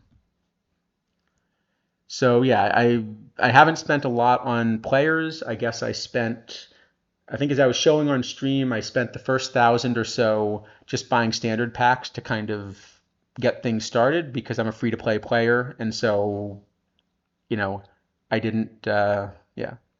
What's the CS to perfect point ratio for Carlton? I don't think it's as much the ratio for Carlton as so. There's a general ratio. So one way to think about it is if I want to convert clubhouse stars to perfect points, the simplest thing to do is buy packs. So 60 stars gets me 25 standard packs, which is roughly 25,000 perfect points of value. Usually standard packs run pretty close to 1,000. At the moment, I think a standard pack is running more like 1,200 to 1,300 if you really are patient enough and sell all 6 cards from every pack you rip. But most people don't have the patience if you rip 25 packs to actually sell 150 cards, right? Perfect packs. Well, actually, these perfect packs are in some ways a little bit better deal. So the perfect packs kind of cost the equivalent of like 52 standard packs, whereas usually it costs the equivalent of 60. I think if you buy, so usually when the perfect packs are in the shop, I think they cost 60,000, right? And at the moment, a random perfect is actually worth a little bit more than 50,000. So again, you're doing a little bit better. But roughly speaking, the point I'm trying to make is there's an established conversion where if I want to convert clubhouse stars into perfect points, I can buy packs. And if I'm only buying 1 or 2 packs, it's pretty random whether I get value. But if I'm buying enough packs, I should come pretty close to the average answer, right? So, you know, so yeah, so I think from that point of view, if you're going to spend 500 clubhouse stars on something, you should be able to get about 210 standard packs for that, or you should be able to get 4 perfect packs for that. So I would think that 200 to 250,000 somewhere in there is about the amount that you should expect to get. Plus, you lose 10% for tax. So I would think that kind of fair value for converting stars to perfect points at this point would be that if you wanted me to like spend 500 clubhouse stars, I'd probably want to get something like 200 to 250K, somewhere in there would probably be about fair value. Um, and yeah, I guess we can check what they're going for in the shop, right? All right. Yeah, so Tyler O'Neill, sell order 325, last 10, 220. Carlton 200, Bruthers 230. Okay, yeah, so it seems like kind of everyone's doing, yeah, okay, yeah, Richard, well, that sounds right. Yeah, so it seems like everyone's doing a similar calculation to what I just did, um, and basically saying that, uh, so certainly if I'm getting anything under like 2 to 250, it feels like it's a mistake. It feels like I should either convert to packs or I should wait. Um, Whether it's correct to kind of convert them or wait independently is different. My sense would be it depends whether you're going to use the points. You know, so for example, I think if I had 250,000 perfect points just sitting here in my account, it would probably be a mistake. In general, in this game, you almost always want to be putting your points in operation somehow and doing something productive. Whether that's buying cards that help you win other points and kind of accelerate things, whether that's you know whether that's kind of buying cards for mission spec. So right now there are a lot of missionless cards which will be more expensive when they're in a mission. If you assume you're eventually going to want to do those missions, maybe it's worth scooping those cards up now when they're cheaper, right? Um, Things like that. So I think I think it's a mistake if you're getting one of these to sell for less than this 225-ish range. That would feel like a mistake to me. Uh, I think if you're going to do that and sell, it should be because you have something you want to do with those 200,000 perfect points right now. Um, if not, then it's probably a mistake. But at the same time, I don't know. Maybe sitting on Clubhouse Stars is a mistake because maybe they're also a declining asset. Or, if it turns out that, you know, if it turns out that not enough people are buying cards and there's a decision made to significantly strengthen the cards in the Clubhouse shop, then it would be an advantage, right? Um, Okay, if I had 225,000, would I rather buy one Carlton or the equivalent in packs? That depends on a few different things. And I think I was going to have this discussion with O'Neill, but maybe we can just have it now. Let's say you have 225,000. So let's imagine that you have a few options. One option is you get packs. Okay. Um, well, the big thing is that although the sale price of all of the cards in the packs right now is 225,000, it's kind of a lopsided thing because there are some cards that are much more valuable than they will be a month from now, especially the live cards. So right now, people are still using live cards for the missions. And also, I guess we know the next PTCS will have some live cards on the high end. Um, the reason that the live cards still have value is because some of these are difficult missions to complete, right? So in particular, for example, the hardest level 1-1 by far was Atlanta because you needed 20 out of these 26. And, if we just ask sort of who's the 20th worst live Braves player, it's going to be a diamond. So you need every one of the golds and below. So that's 5 golds. And you need a diamond. And that's why, all of these golds are still going for about 9,000. The diamonds are going for more. And then when you want to complete the full set, you kind of need all but one of these diamonds, right? Well, have I miscounted? I must have miscounted, right? There are 20. 7 brave. So no, you need all the golds but no diamond for the level 1. Um, so the point is right now, if you pull a Brave's gold, that card's not worth 1,000 for quick sell. It's worth 9,000, and that's propping up a lot of the prices. Okay. In return, though, a lot of the historical silvers are worth much less than they will be if they're in missions. So that if I look at a historical silver, like look at the last 10, okay? Let me take sort of non-live, okay? Um, so for example, here's a card. I can buy him right now for 145, right? So if I pull him out of a pack and I think about selling him, I'm basically getting the 100 points that I would for a quick sell, right? He's never going down in value. But as soon as the card's in a mission, then typically, why is this not working? Yeah. Then typically when you put these cards in missions, then the value goes up, right? Why is this not? Oh, because I said minimum 70, yeah. So for example, for this Nolan Ryan mission, even though it's been out for a while and the silvers are available, the silver's a few hundred. If I look at what's a newly released mission? Okay, here's a newly released mission. Even though the prize for this mission is 1 standard pack, so which you can get for 1,000 perfect points, people are paying 1,000 perfect points per silver in this mission to complete it, right? So I think the point is if you took the 225,000 right now, if you buy the 225,000 standard packs and you sell the lives, but you hold the historicals until they're in missions, you're going to get a lot more than 225 in value. So if you're investing long term, that's probably the thing to do. Okay? Now, what about otherwise? What about if you really are trying to win right now?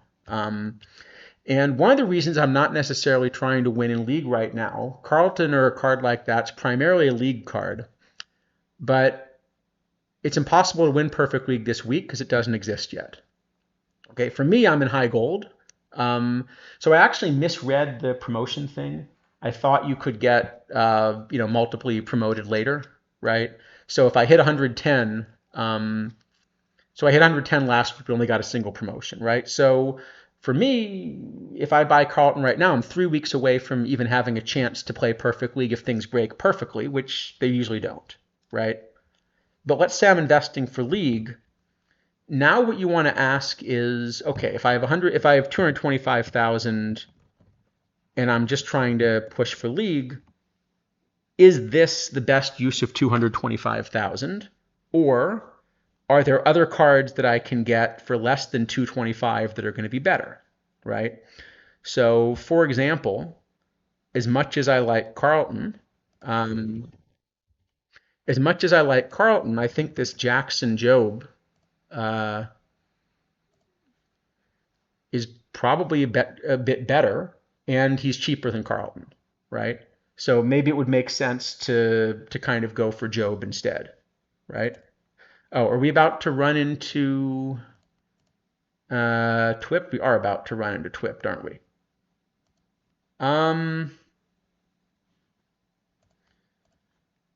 Well, as we were just discussing, it's kind of important for everybody to get their drops, right? Uh, all right. Why don't I go ahead and raid the TWIP stream? Um, I'm just thinking because the weekend's a little tricky to kind of come back. Yeah, sorry, the timing got messed up because normally I do this Friday nights. Why don't I go ahead and raid the TWIP stream because I think that makes sense for everybody.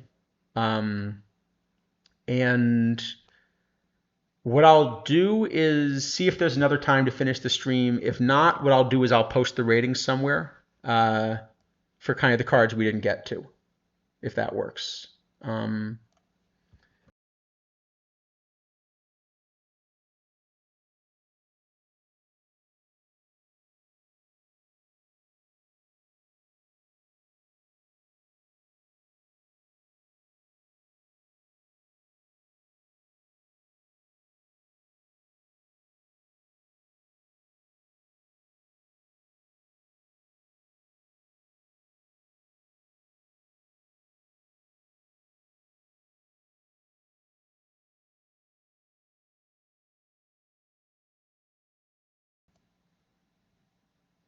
Sorry about that. I think I was on mute. Anyway, we'll cut it off here. I'll raid in, and then I'll either post something or something like that. But yeah, to answer your question, I have O'Neill ahead of Bruthers. So thanks a lot, everyone. Yeah, sorry about the confusion with the timing, but I'll try to post something. And good luck if you're playing Twipped.